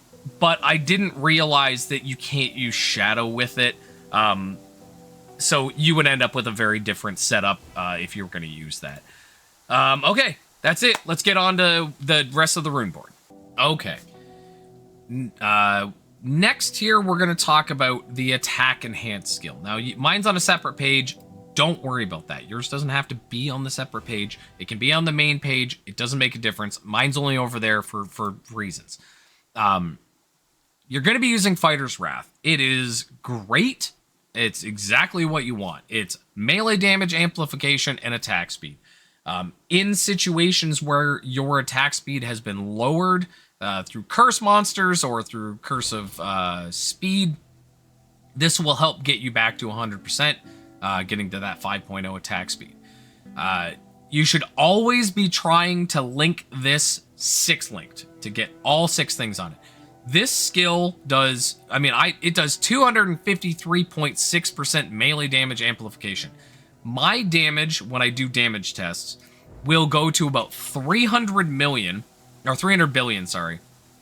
But it'll go to nearly 900 billion when I'm using this skill over a course of a minute. It is a massive, massive difference. And you should be doing everything you can to put links on this skill and get it strong. Now, there's 6 you can use, or different alternate versions of them, if however you want to set it up. But this is what I've always used. It's never done me wrong. The most important two are time acceleration with the Source Awakening. Obviously, this is to get the cooldown down. Getting that cooldown down as low as possible. Getting it, I've seen people with it at like 6 seconds, which is crazy. That's super good. You want to get down as far as possible. The other one is increased duration with the Verity Awakening. Again, duration, cooldown, skill effect. All very good stuff. Very, very worth it. Now, one that I use, that I've seen a lot of people use, and I absolutely agree with, is decreased duration.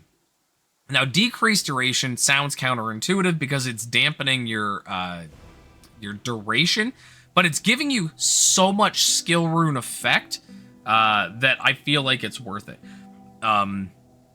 Maybe I'll go do a test after I finish this and just confirm, and I'll come back. But right now, if I have this on here, I'm at 253.6 melee damage amp. If I take it off, I'm at 200. I lose 53% damage amp at the cost of 2 seconds of duration. I really, really strongly feel like this is the way to go.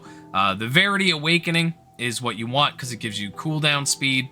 Again, that cooldown speed is very, very important because the duration for this thing starts at something like 30 seconds, or the cooldown, sorry.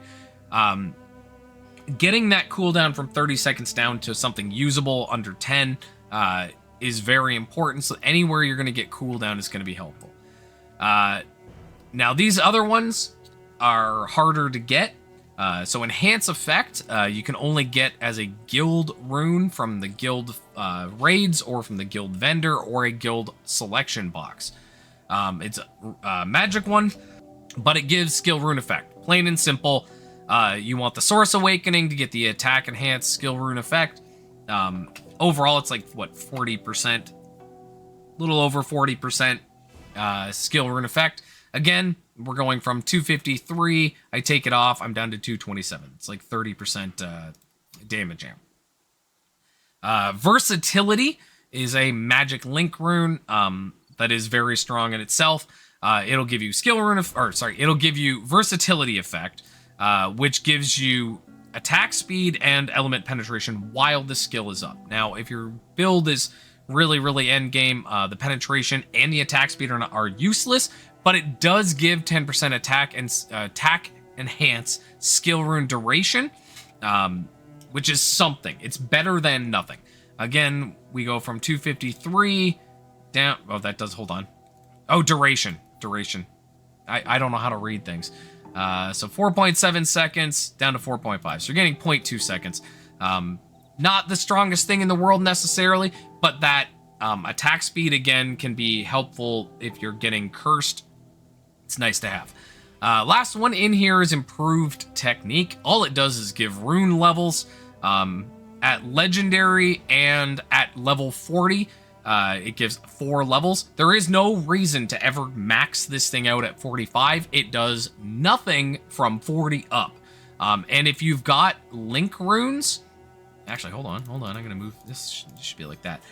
If you've got... Not link runes. If you've got rune candors... those extra levels are not doing anything for you. See, I do fix my own stuff while I'm watching these. So I just changed that. So now I'm at 254 melee damage amp because I made that little change. So again, gives 4 levels. which gives some more effect. We drop like 6% damage amp if we take it off. It's nice to have. Definitely the hardest one to get because it is a guild rare. Worth having, though. Now, I use a defense enhance in here, but it's very unimportant. I use Tenacious Regeneration. I've seen people using Siphon Life. The reason I don't use Siphon Life is because it requires Int, and Tenacious Regen is Strength. Now, Tenacious Regen, people use it for the regen. I use it for the instant heal effect. So instantly recover 48.8% of your max hit points when I use it. I typically couple it with all the same stuff if you have the space that you would use for your attack enhance. All those same link runes can work on your defense enhance and will help you get your tenacious regen up. You can, again, if you hook it up properly, you can get like 100% of your health instantly and a disgusting amount of regen. But in the overall, because the build does so well in terms of survival, I really just have it as an emergency heal if I get stuck in some situation where I have to heal. Okay, that is it for the enhanced skills. Let's get on to the toggles. Okay, toggles. Now, toggles are critically important in this game, and we run quite a few in this, so let's get into those. Now, the first one, obviously, you'd like to get your hands on early in the game is an offensive toggle.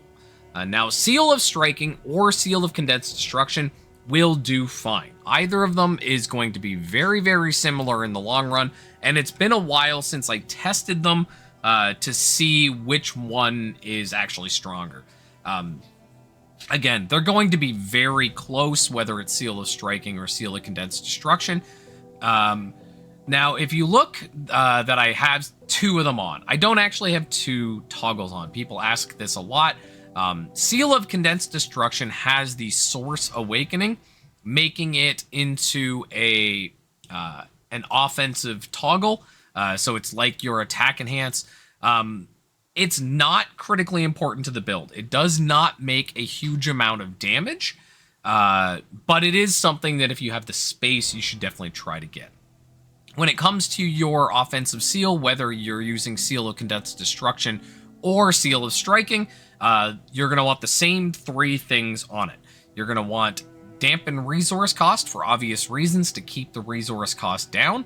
You're going to want Improved Technique to increase the levels, and most importantly, Enhance Seal Range, which at Legendary, if it's not at Legendary, it doesn't do anything. At Legendary, will give you Aura and Seal Effect, which is obviously very nice. So this gives me 28.9% amp, and now it gives me so it gives me like 1.7% amp having this on. If I move these thingamajigs, what are they called? Come on, brain. The candors. If I move the candors around, I could get a little more out of it, but I'm lazy and I haven't. When it comes to offensive seal, offensive attack seal as a rapid seal, you can put Dampen Resource Cost on there. I have it on here. It is absolutely not necessary. And the thing you do want is Time Acceleration to bring the cooldown down as much as you can. And obviously, if you can get it connected to Improved Technique, it will make it stronger.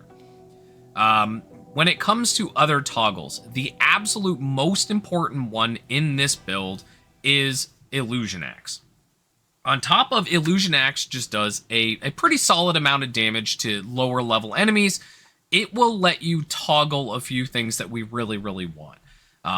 One, it will put lower armor. Now, this is the reason that you see a lot of builds convert to physical, because lower armor really, really shreds enemy defenses against physical. And there's no other there's no thing like it in Element. The other thing I use is Endless Pain to give this more bleed rate. It is absolutely not a critical thing. Now, the reason I want lots of bleed rate on this is so that it can help my blood explosion go off more often. I just think it's a good thing to have on there, so I put it on. Killing Machine is kind of nice. It will give you some attack speed amplification. Not attack speed amplification, sorry, movement speed amplification when the Killing Machine effect is active. Absolutely not critical to the build in any way. It almost never comes up, but it is something that I have on there. Now, you could put a lot of other things on here. I personally like Area of Effect so that I can hit the enemies as I approach them so that they already have their armor dampened a bit as it goes down. Lower armor, I use the Verity, so it's less stacks but more effects, so it stacks quicker. Now, if you wanted to really, really optimize it, Origin's probably the way to go. Yeah, I would probably go Origin. The Endless Pain, I personally like Source Awakening, again, purely for the bleed rate. It's only in here for the bleed rate. That's all we care about is the bleed rate. Obviously, again, Area of Effect with the Origin Awakening, so that we get more area on the Illusion Axe itself. Killing Machine, do you even have an Awakening? It does, I don't have it awakened. Killing Machine effect duration, Killing Machine effect, Carnage duration. I mean, any of those, I guess, would be fine. I'll probably go throw one of those on here now. For Illusion Axe itself, I went with Origin, again, for the status effect rate. You could also go with Source for the Earth Energy. Early on, that could be really helpful in this build, but eventually will be effectively useless. And of course, there's nothing wrong with Verity for Area of Effect and damage amplification. The other toggle that I feel like is fairly well utilized in here is Blood Explosion. Now, I'm using Blood Explosion for a couple of reasons. One, because Blood Explosion can help me set off other things that I want, even though they don't really do anything for the build itself. Now, you could not use Blood Explosion at all and instead take the Center of Gravity that I've got on here and put it on Illusion Axe and call it a day. If you're starting out and you don't have a lot of space, that can be the way to go. But I have it on Center of Gravity on my Blood Explosion. When it comes to these toggles, a lot of these links can just kind of go on any of them. They all work the same. The Center of Gravity has a couple of different options here. And you can, personally, I go with the Origin Awakening for the maximized damage per Center of Gravity stack. You can go with the, the Verity one, so that you gain the effect while moving. I'm not sure if you can stack two of these anymore. I'm pretty sure they fixed that.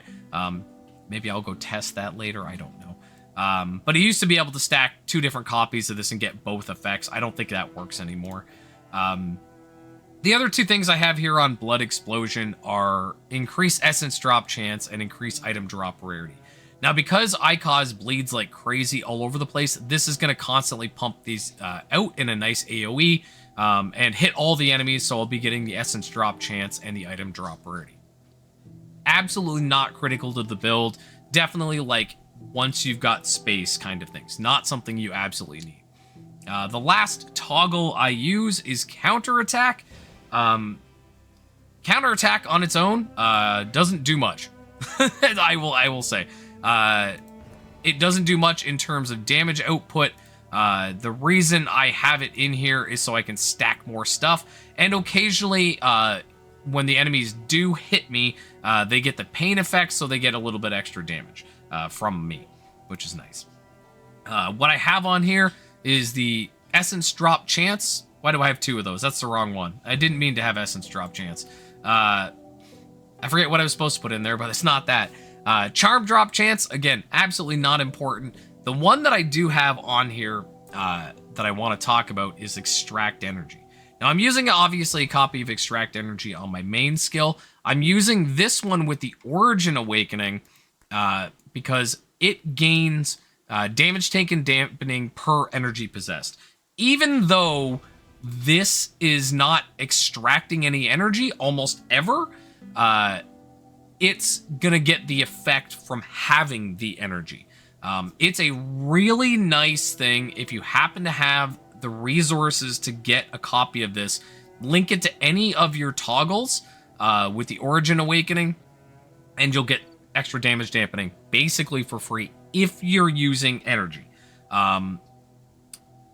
If you're not using a full energy setup, be careful connecting this to stuff, because it could give you the wrong energies and then end up making you worse overall. But that's what I put. So that's my toggles. Again, there's a lot of things you can link to these depending on your situations and what you need. All of them you always want connected to dampen resource cost to bring the cost down. Blood explosion, what source? What did I put source? Damage per stack, damage. Oh, change it. So you want the source awakening on blood explosion to change the activation stack to 3. So 3 bleeds will set it off instead of 5. It just goes off more often. Yeah, that's all my toggles. The absolute most important one is Illusion Axe with lower armor.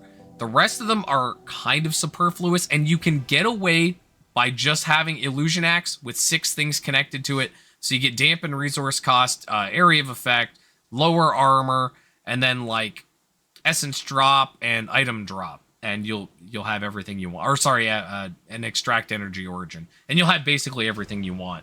But there's a lot of things you can connect to these. These are just what I use on it. Oof, that's a mouthful. Okay, let's get into the last stuff, the triggers and the movement skill. Wait, I remembered something.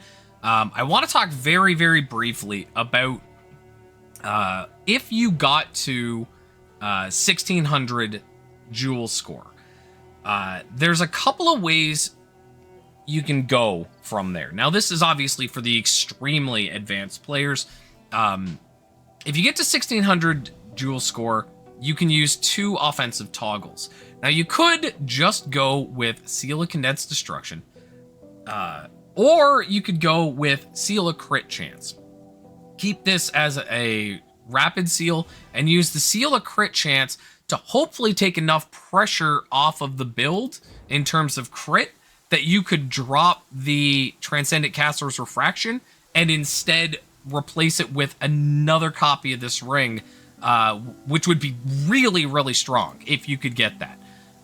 Now, I don't know if the math works out on that. I don't have 1600 jewel score to check it out. And I do want to also, I don't know why I'm running away. I want to point out, while we're talking about toggles, where is it? It's not that far down. That you can use a second... Where the heck is it? It's somewhere. At 1100 points, you can use a second defensive seal. Now, obviously, you can use any defensive seal you want. I use the Seal of Element Resist. And I just realized I forgot about another toggle. Man, I'm glad I came back and did this. I use Seal of Element Resist just on its own, linked to Dampen Resource Cost. Seal of Element Resist just shores up my resistances when I'm on hard mode. At 1100, you can use a second defensive seal.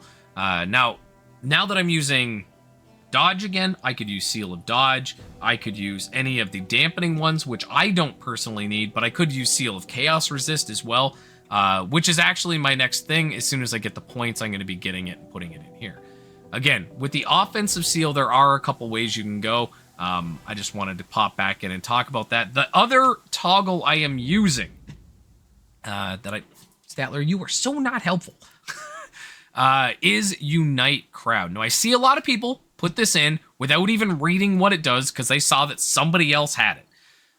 Unite Crowd is only usable for non-minion players if you get it to Legendary, level 30, and then awaken it with the Verity Awakening, and all it does is give you a little bit of move speed. Or armor, if you toggle it to the armor thing. Absolutely the least important one, by a huge margin of error. Okay, now I'm actually done toggles. let's move on. Okay. In this build, I use 3 different shouts and a movement skill. The shouts are... One of them is not important at all, which is Shout of Provocation. Absolutely the least important one in this build. In a lot of builds, it's very, very important. The armor in this is so solid. It's not in here for the armor boost, although that is nice. It's in here for the damage. Shout of Justice is a little 2-link thing that, as far as I'm concerned, every build should use.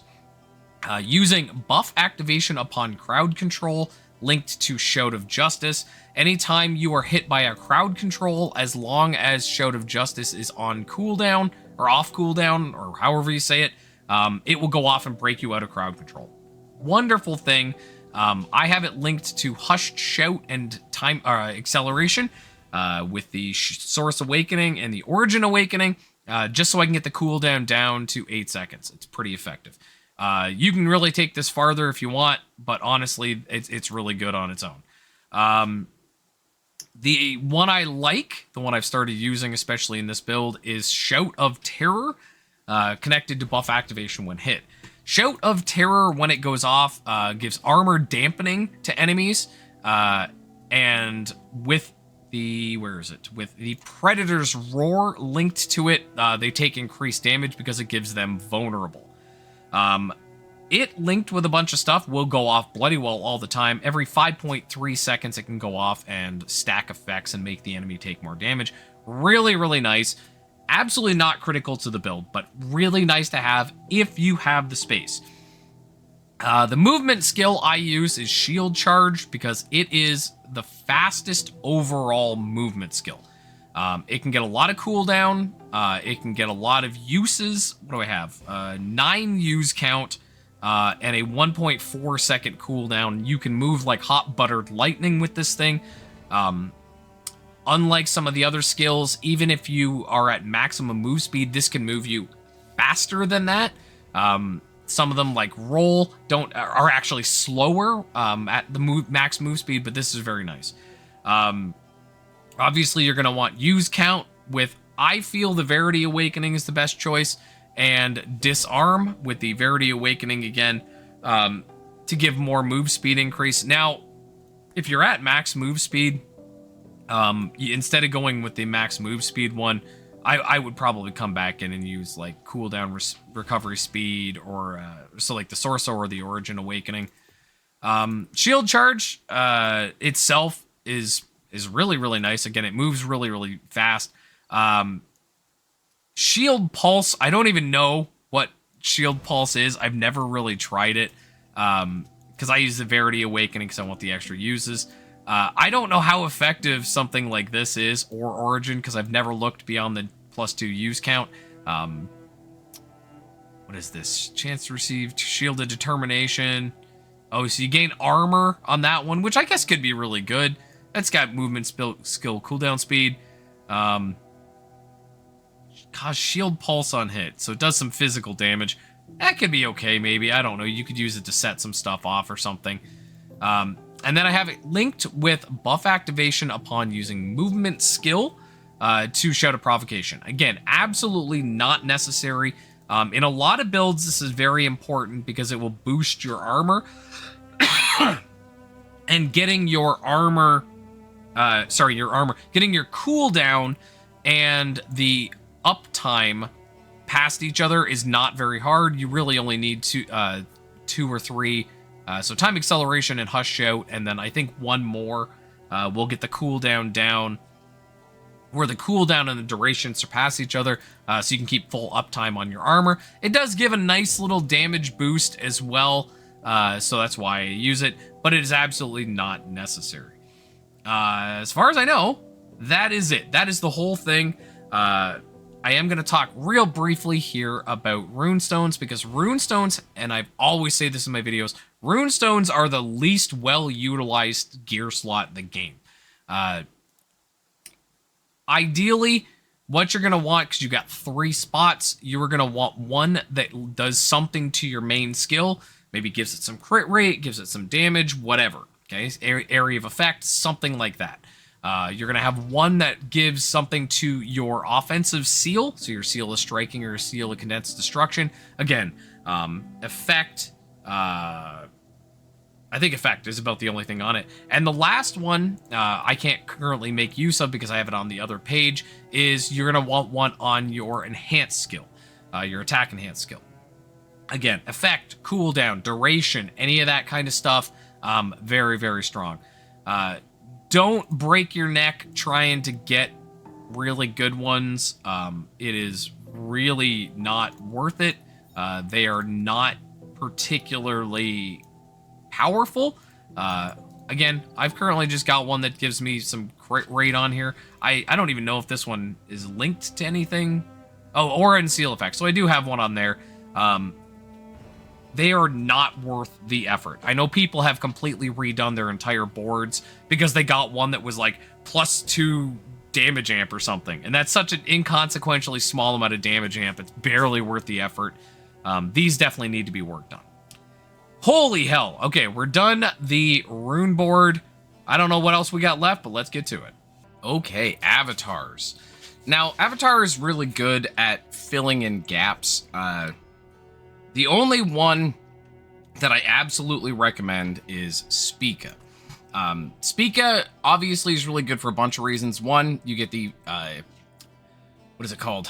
Oh my god, passive of physical damage, double maximized chance, and physical damage. Great stuff. The other thing that you want from this is Pulverize. This is the only way we can get Pulverize effect. And Pulverize effect is very strong. It's basically just straight damage amp. It's 10% damage amp against bleeding enemies, which is going to be every enemy.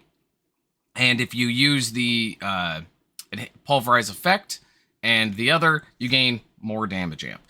Plus, it gives us other reasons to have bleed and other stuff. It works really well. Now, you could go with other things here, but I really, really recommend Spica as the main one. Now, the other two are just going to be there for the pass. And because of that, you don't have to think too much. Now, there's a few you could go with.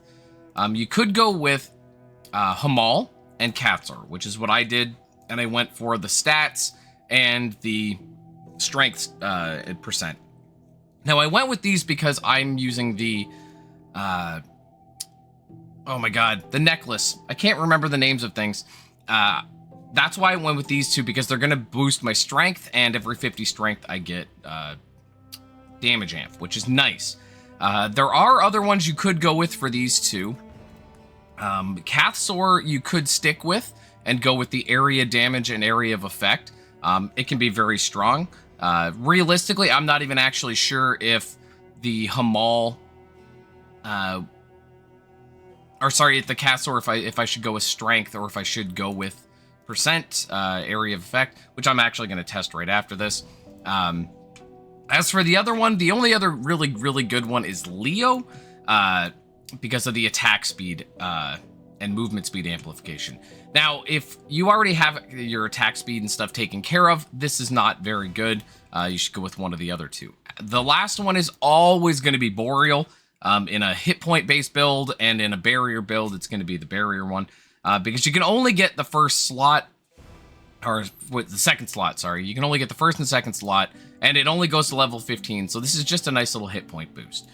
When it comes to your core and your soul gem, you should go with generally strength or dex. It doesn't really matter too much which ones you go with, as long as they have good stats. Now, this one is actually only in here because I'm trying to get Serpent's statue appearance stuff, but the stats on it aren't very good. With your soul gem, you can get hit point percent, which you should try to get, and you can get damage amp on the legendary. Obviously, if you can get that, doesn't matter if you're getting armor or dodge rate. In this case, I'd actually prefer a dodge rate one, because my armor's already so high. I'd like to get my dodge rate up a bit if I can, but this has hit points and damage amp, so it's not going anywhere. What else do we got? I don't know. Let's go figure it out. Okay, let's talk charms. Charms are changing because we're getting tier 10 charms next season, season 7, whatever it's going to be called. I don't know what it's called yet. And because of that, Charm layouts are going to change, but currently this is what I'm using. Now, with a proper setup, the ideal charm blessings are 230 Hamal, 190 Boreal, and 140 Cathsor. Now, you could alternatively go with Alyssa at 140 instead of Cathsor, because you'll get 4% more amp for your attacks, for area attacks, which is everything we use. The difference is Cathsor gives you some element resist and some damage taken decrease. Early on, I would definitely go Cathsor. Potentially, again, if you're really trying to push damage amp, and depending on how the blessings and everything are going to work and how the setups are going to change with the next season, it might be worth going for the damage or the area damage amplification from Alyssa. I'm not sure that's the case, but that is something that we need to keep in mind. When it comes to your charms and your overall, all your charms should be critical rate, critical damage, maximized damage with maximization chance. When it comes right down to it, the critical rate and the maximization chance legendary are probably the two most important things. Critical damage is obviously important. Maximized damage is obviously important once you get your maximization chance up. But the typical way to do this is get like a crit rate, crit damage charm, and try to get maximized. And if you happen to get a third modifier in here that's good, that's great. So you can see here I got crit hit point. Not what I want. I don't need the hit points as much as I'd rather have the maximized damage, but that's what we go with. Your star, again, this is a sort of throwaway star. It's not actually particularly good, but I needed it at the time. You're going to want maximization chance legendaries if you can get them. Again, this is one of the few places as a crit build you can get lots of maximization chance. Try to get as much maximization chance in here as you possibly can. And then any crit rate or crit damage or maximized damage you can get obviously is going to be good as well. I think that's it for charms. When it comes to your charm slot upgrades, let's talk about those here too. For an optimal setup, you're going to want the legendary, just legendary, because it gives blessing effect to all the charms, okay? And you're going to need that if you want the 230, 190, 140 setup. Again, charms are going to change next season. This might not be required. There might be a better setup overall. You can ask me about it in the video or in the description or the comments. I know how to say words. Shut up. Obviously, the other ones, anything you can do to optimize the maximization chance are going to be the charm slot upgrades you want. Initially, obviously, you're going to want ones that boost your crit and your maximize and stuff. But in the end, all you're going to want is ones that boost your maximization chance. So with them maxed out, you can get a 9.9, a 9.1, a 9.1, an 8.1, and an 8.3, and then you'll get one that just 6.5 because it's boosted from this. The reason you should be using this one on all is because it affects all of the maximization chance as opposed to the others. The rest, again, are just there to either fill in stuff to boost the maximization chance or get my blessing high enough that I can use certain things. What else we got? I don't know. Let's get going. Okay, let's talk jewels. Now, jewels, when it comes right down to it, in the end game, you are going to have 4 star jewels, one on each of your jewel or your gear. Oh my god, your jewelry slots, and the rest should be black jewels. There is no exception to this. That is the optimized setup. There is no reason to ever have anything in the extreme end game other than star and black. Now, obviously, as you go through the game, you are going to have to progress to that point. But initially, or in the end game, that's what you're going to want. So that's what we're going to talk about here. Now, star jewels have a lot of good modifiers on them. But when it comes right down to it, the priority, at least in my opinion, should be Flame Boundary, Frost Shelter, Display of Lightning, and Experienced Craftsman. The reason I say that, okay, all those 4 all do... Let's see if I can... Hold on, where are they? I just want to show I'm going to talk about it anyway, but I want to show them. Oh my god. Display of lightning. So these are the additional damage ones. Now, the great thing about getting them in these slots is that you free up slots elsewhere, so that you don't have to get that additional damage, but you'll still be able to cause all the effects and gain the bonuses from your, what's it called? Runemaster levels. Man, I can't think. So those, in my opinion, should be your 4 star jewels. Now, not to say that there aren't a lot of other great star jewels. The thing is, especially with star jewels, unless you're buying them on the auction house, getting them and then getting the right modifiers, because there is, even with re-rolls, I forget what it's like a 6% chance or something with a re-roll that you will get any, with all 25 re-rolls, that you'll get any particular modifier. So trying to get them can be very, very difficult, especially if you're trying to get higher levels of them. But those should be your 4, in my opinion.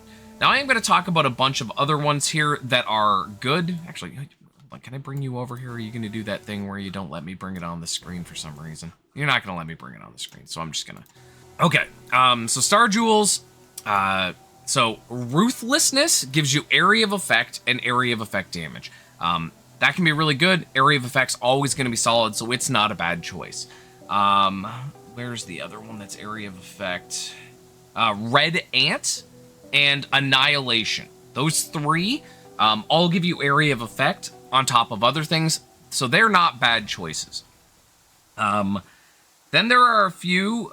So Rune Counselor can be really good because it is enhanced skill cooldown and duration. Obviously, nothing wrong with that. Where were the other really good ones here? Raging Particles is damage physical damage amplification and chance to ignore armor. And when crafted properly, it's the highest chance to ignore armor, which definitely makes it a contender in my opinion. Explosive Instinct is another good one. It gives damage amp on attack enhance and additional hit points, which can be very good. What else? I know there was one other one that I thought was really good that I wanted to bring up. Deep Breath gives enhance effect. So those, again, when it comes to Star Jewels, there are so many. I would have liked to bring the list over, but for whatever reason, my computer's being weird. But again, in my opinion, your 4 Star Jewels should be these 4 in this Flame Boundary, Frost Shelter, Display of Lightning, and Experience Craftsman. If you have additional damage on your weapon or in your Lacrima, you can get away with not having those, and then you can use other things. But getting those here is, in my opinion, the way you should go. I only currently have 1 of those. I have Display of Lightning in one of my pieces of gear. I'm waiting until next season for some reasons to change those. Okay, anyways, on to Black Jewels. Black Jewels are the bulk of your gear, again, especially in endgame. Pretty much every slot should be a Black Jewel. Actually, every slot should have a Black Jewel, except the jewelry, which will have a Black Jewel and a Star Jewel. There are 4 modifiers here that I think you should get. The first one is Tenacious Personality, which is enhanced skill cooldown and enhanced skill duration. Empty Senses, which is AoE damage and AoE range, which is great. Knife-like Advance gives you enhanced skill effect at the cost of resource cost increase. And as far as I know, the resource cost increase is across your character. It's global and not specific to your enhance effects. So if you are having any kind of mana issues, don't go for that. Obviously, that's going to cause problems. The last one is Elaborate Attack, which is crit rate, flat crit rate, which is very, very strong and you should definitely get, and some crit damage. There's a couple other ones I want to talk about briefly that are worth at least considering, depending on your build. So Hard Fist has melee and armor, which is not bad. Nimble Excavation has physical damage and dodge. Dark Gunpowder has hit rate and area of effect. Now this one's kind of weak, but if you really, really want to push your AoE, like your range, that's a good way to get it. Killer, which is actually another one that I think is worth considering overall, which gives you crit rate and crit damage. And two last ones, Backlight and Instinctive Counterattack. They will reduce element and physical correspondingly. Reflect damage, which doesn't matter, but they will give you some damage dampening for element and physical. Early on, they can definitely be a good choice. Later on, once you get your dampening and stuff under control, I would drop those in favor of others. As for the rest of your slots, you're going to either be doing flat damage amplification, make sure it's a tier 3, or attack speed amplification if you absolutely cannot get your attack speed to cap without it. Now, obviously, as soon as you can, get rid of the attack speed amp and put in damage, or one of the other chosen modifiers, but the damage amp is obviously going to be great. Now, if you really want to get your movement speed to cap, and you really don't need other stuff, and you feel like your damage is really good, you can go for the movement speed amplification. I honestly don't recommend it. It's sort of a waste of a good slot for damage amplification. The other jewels, now again, the black and the star should be every slot end game. Again, they might be difficult to get, so we are going to talk about the other ones. White jewels really only have 3 named modifiers that are worth it. Hands Quicker Than Light and Cheap Tricks will both give you attack speed, and Jewel Skin will give you physical damage and armor, which are good. Outside of that, white jewels are good for filling in element resist. You can get a lot of element resist with these, and chaos resist. Outside of that, I mean, they do have energy effect, but I don't really feel like these are going to be worth it long run to try and get them. I mean, you could go cold energy or whatever and try to use those, but they're going to be temporary because, again, you want to level up to those black jewels when you can get them. As for the rest of the jewels, there are basic modifiers across all of these that can be good. Strength, armor, melee damage, hit points, maximize damage. But again, these are very, very temporary, and in the long run, you should not end up with any of these in your gear. Now, the reason that you want all black and all star is your jewel score. Jewel score is very, very important to really pushing your builds. To get to the max, to get to 1600 is just about impossible. You have to have black jewels and star jewels, and they have to be all 9s. I think you can have 1 that is at an 8 or 2 that are at an 8 as long as it's the black jewels. But overall, you need them maxed out to get your jewel score. There's a lot of good stuff along the way here. There's stats and damage taken, dampening, and damage amplification, and resource cost reduction, and levels to things, and maximize damage, and all of it's really good. So that's stuff, obviously, that you're going to want. +1 max energy can be really, really good. As you get farther down, you get to the good stuff. At 1300... Is it 1300? Hold on. 1200? 1100? At 1100, you can get an extra defense seal, which can be really nice. Again, you can put in a dodge seal or chaos res defense or whatever. You can get, that's really nice. But at 1600, you get a second max attack seal. Now, I talked about that briefly in the Runeboard.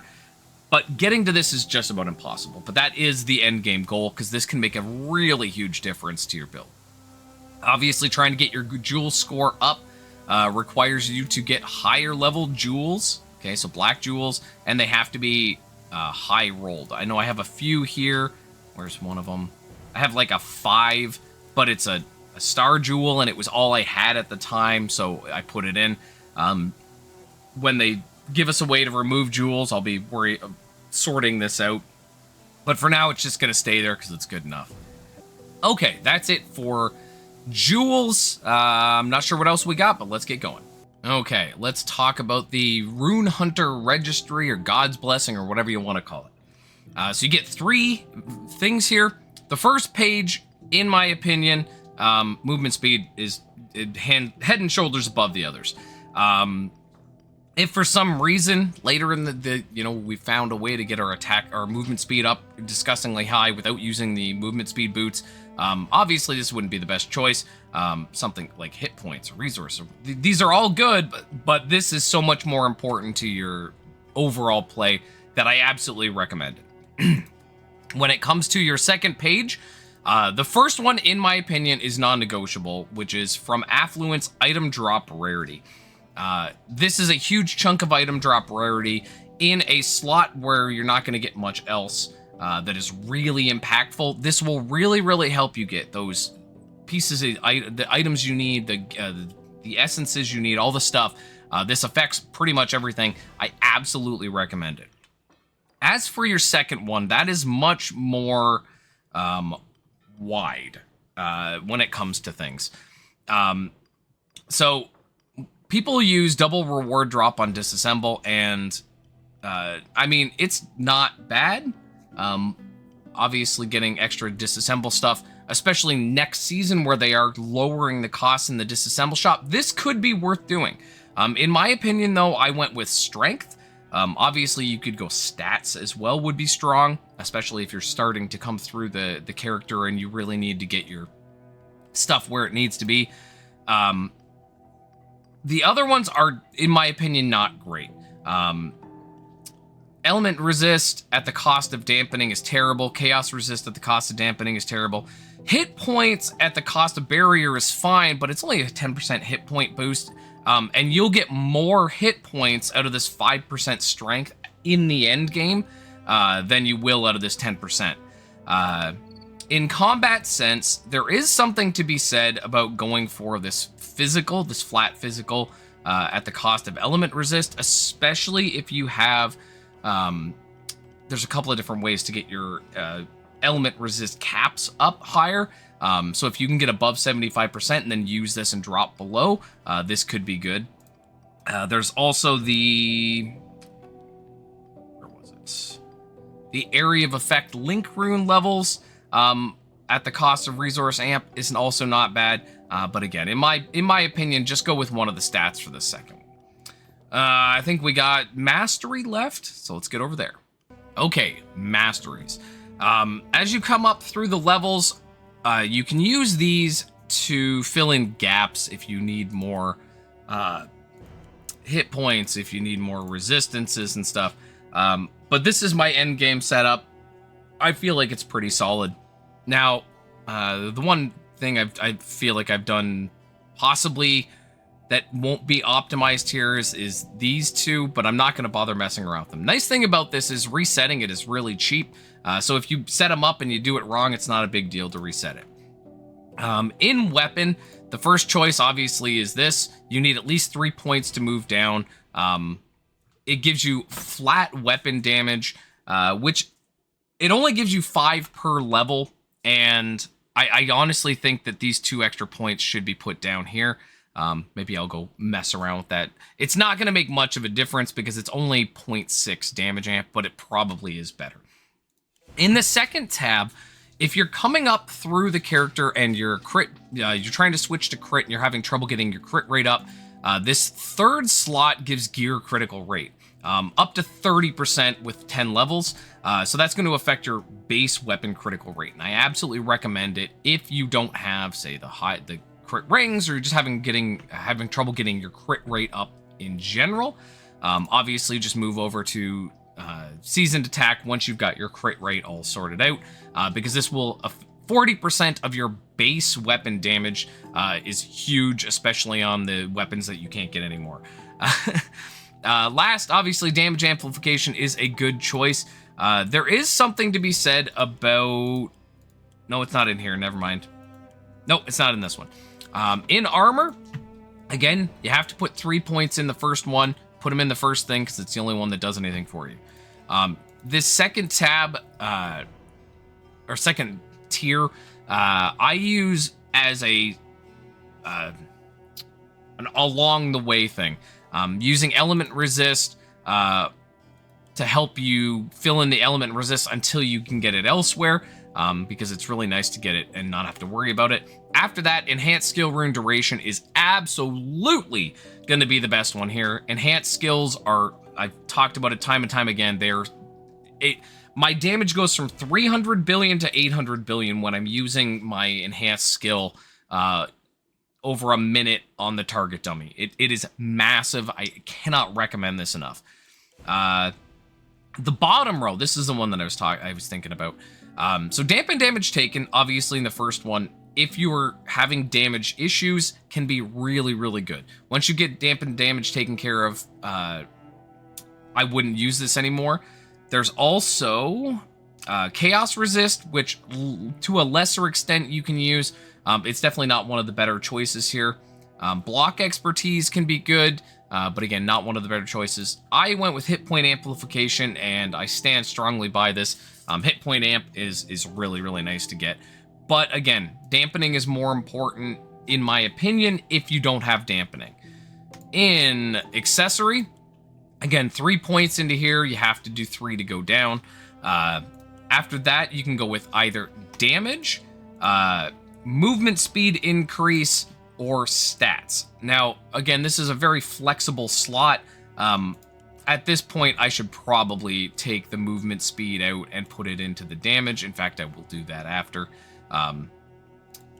Once your movement speed gets to, 1100, 1200, 1300, like I'm at 1330 or something, and a little bit extra isn't going to make that much of a difference in the overall speed. You should probably go for the damage. In the bottom row, there are a few here depending on what you have.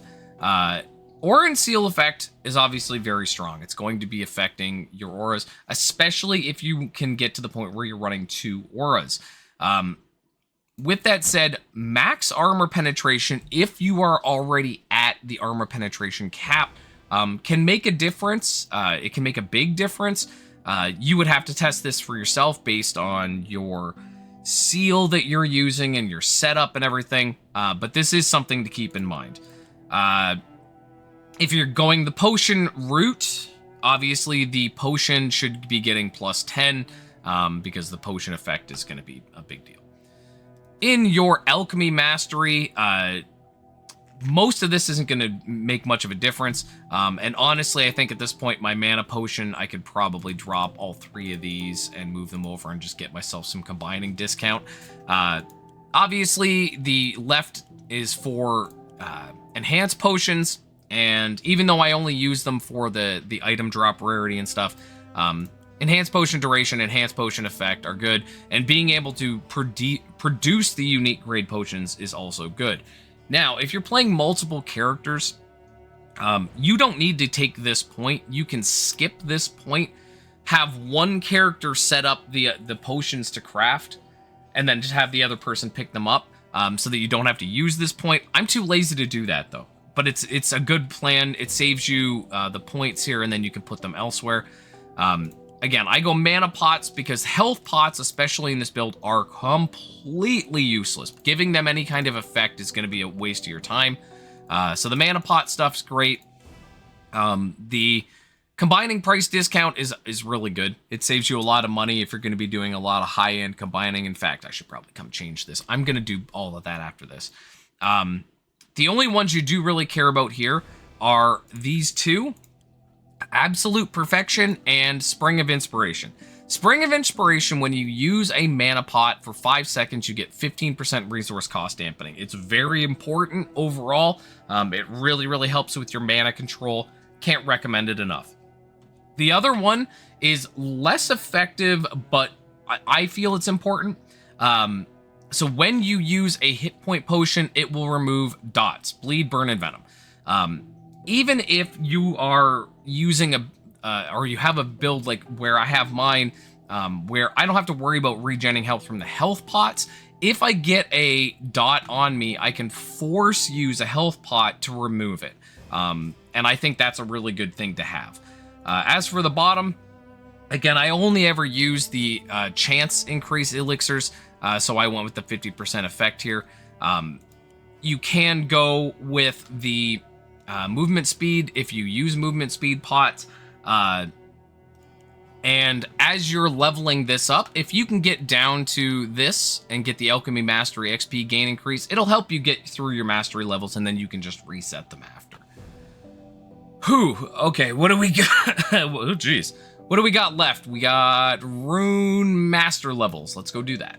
Okay, Rune Master levels. Now, people ask, what should you do with these? And early on, I say use them to fill in gaps. I used to always recommend one thing, and I'm going to talk about that, but use them to fill in gaps. Now, people sometimes start right up at the top here. I have a lot of levels. This is sort of towards the end of the important offensive stuff. So I'm coming to these now, but these are not something you should prioritize. When it comes to other things, so I have attack speed amplification so that I can cap my speed. These are definitely worth getting. Down here, there are 5 different ones for each of the effects. Now, so what they do is they give you damage amplification as long as the enemy has that effect, okay? There's one for physical, which does stun and bleed. There's one for poison, which does venom and blind. There's one for burn, which does wound or for fire, which does wound and burn. There's one for lightning, which does shock and bind. And there's one for cold, which does chill and freeze. You can get up to 10% damage amp as long as you have those effects. With this build set up the way it is, all of these effects are always active on every enemy, basically, as soon as I hit them. So that's a lot. It's up to 50% damage amp. It's a lot of damage amp. Definitely worth getting once you have those effects and can have them up consistently. Obviously, armor penetration is something else here. Eventually, I will get, even though I already have my armor penetration capped, getting this here eventually I will be able to remove armor penetration in other places and gain something else. Down farther past all the minion stuff. So you've got just stats. These can go up to 100. They're going to be sort of the last things I'm going to be aiming for, but they are really good, especially once you get to the percent-based stuff. These, in the long run, are going to be really important, but early on are not something you should be worrying about. There's some hit point regen, which links to hit point percent and stuff. Again, not super important, but things you will get eventually. Armor, obviously not super important, but again, you'll get some point dodge rate. Now, this one I absolutely recommend, even if you're going with a two-handed weapon version of this, is block expertise and block chance. Even if you don't have a weapon that can block, this will give you block rate, which is really, really strong defensively. I recommend capping these. I don't need to. I have my between my shield and the rest of my setup, my block is already at cap without having to do this, but I definitely recommend these. Obviously, resistances can be used if you're really having trouble getting resistances. I wouldn't recommend it. Chaos resist, same thing. Critical damage taken decrease, I don't recommend, because there's other ways to get it, and I wouldn't worry about it overall. Now, there's these ones, which, again, defensively, I'm eventually going to want, which are damage taken decreases, or damage taken dampening, sorry. And they'll be fine later. I have so much dampening right now that I absolutely do not need these. Debuff skill effect taken decrease is something, again, extreme endgame. This will probably make a big difference in as the game moves forward and we get these progressively harder things to do. Having enemies not be able to debuff us as much is going to be really, really good. Obviously, movement speed here can be really, really nice. Movement speed percent, and movement speed amplification. Not a high priority, but once you get, your build going faster will help you clear levels faster, get you more stuff. can be very nice. And now we're at the one that I typically recommend people start with. If you're not using your Runemaster points to sort of fill in gaps in your build, this is definitely where you should be putting your points for pure damage output, which is enhanced skill rune cooldown recovery speed, enhanced skill rune duration, enhanced skill rune effect, and enhanced skill rune level. I recommend most players, when you're trying to get damage output, this is where you should put your points. Obviously, it's going to increase the heck out of your enhanced skills. Very, very strong. And that's pretty much it. The only other thing that you can do with your Runemaster points that I don't necessarily recommend, but at the same time I kind of do, is getting your second page and unlocking a few of these. Now, what I initially did was move a few of your toggles over here to free up some space on your main page. Eventually I came back and did this, and eventually I will unlock all of it, but it gets progressively more costly. Initially, getting a little 3-spot like this to get Unite Crowd, your defensive seal, or something else small, something like your Shout of Justice, linked to buff activation when on crowd control. Moving those over there can be really, really nice. It frees up some room on your main board. Initially, the cost to unlock are very small. I think it's like 1 point or something for the first one. And then if you absolutely need to, you can unlock one of these so that you can have a quick slot if you need the space. Obviously, only if you need the space you should bother. Oh yeah, okay, another trigger slot. I don't know why I would need that. But that's it for the Runemaster. Runemaster is very strong, and it's something that takes a while, especially if you're a more casual player. But they build up over time, and you can reset them. They're a little expensive to reset, but there's something you can reset and use them to fill in those gaps, and that's what I recommend you use it for initially. Do we have anything else? I don't know. I don't think we do, but let's go check.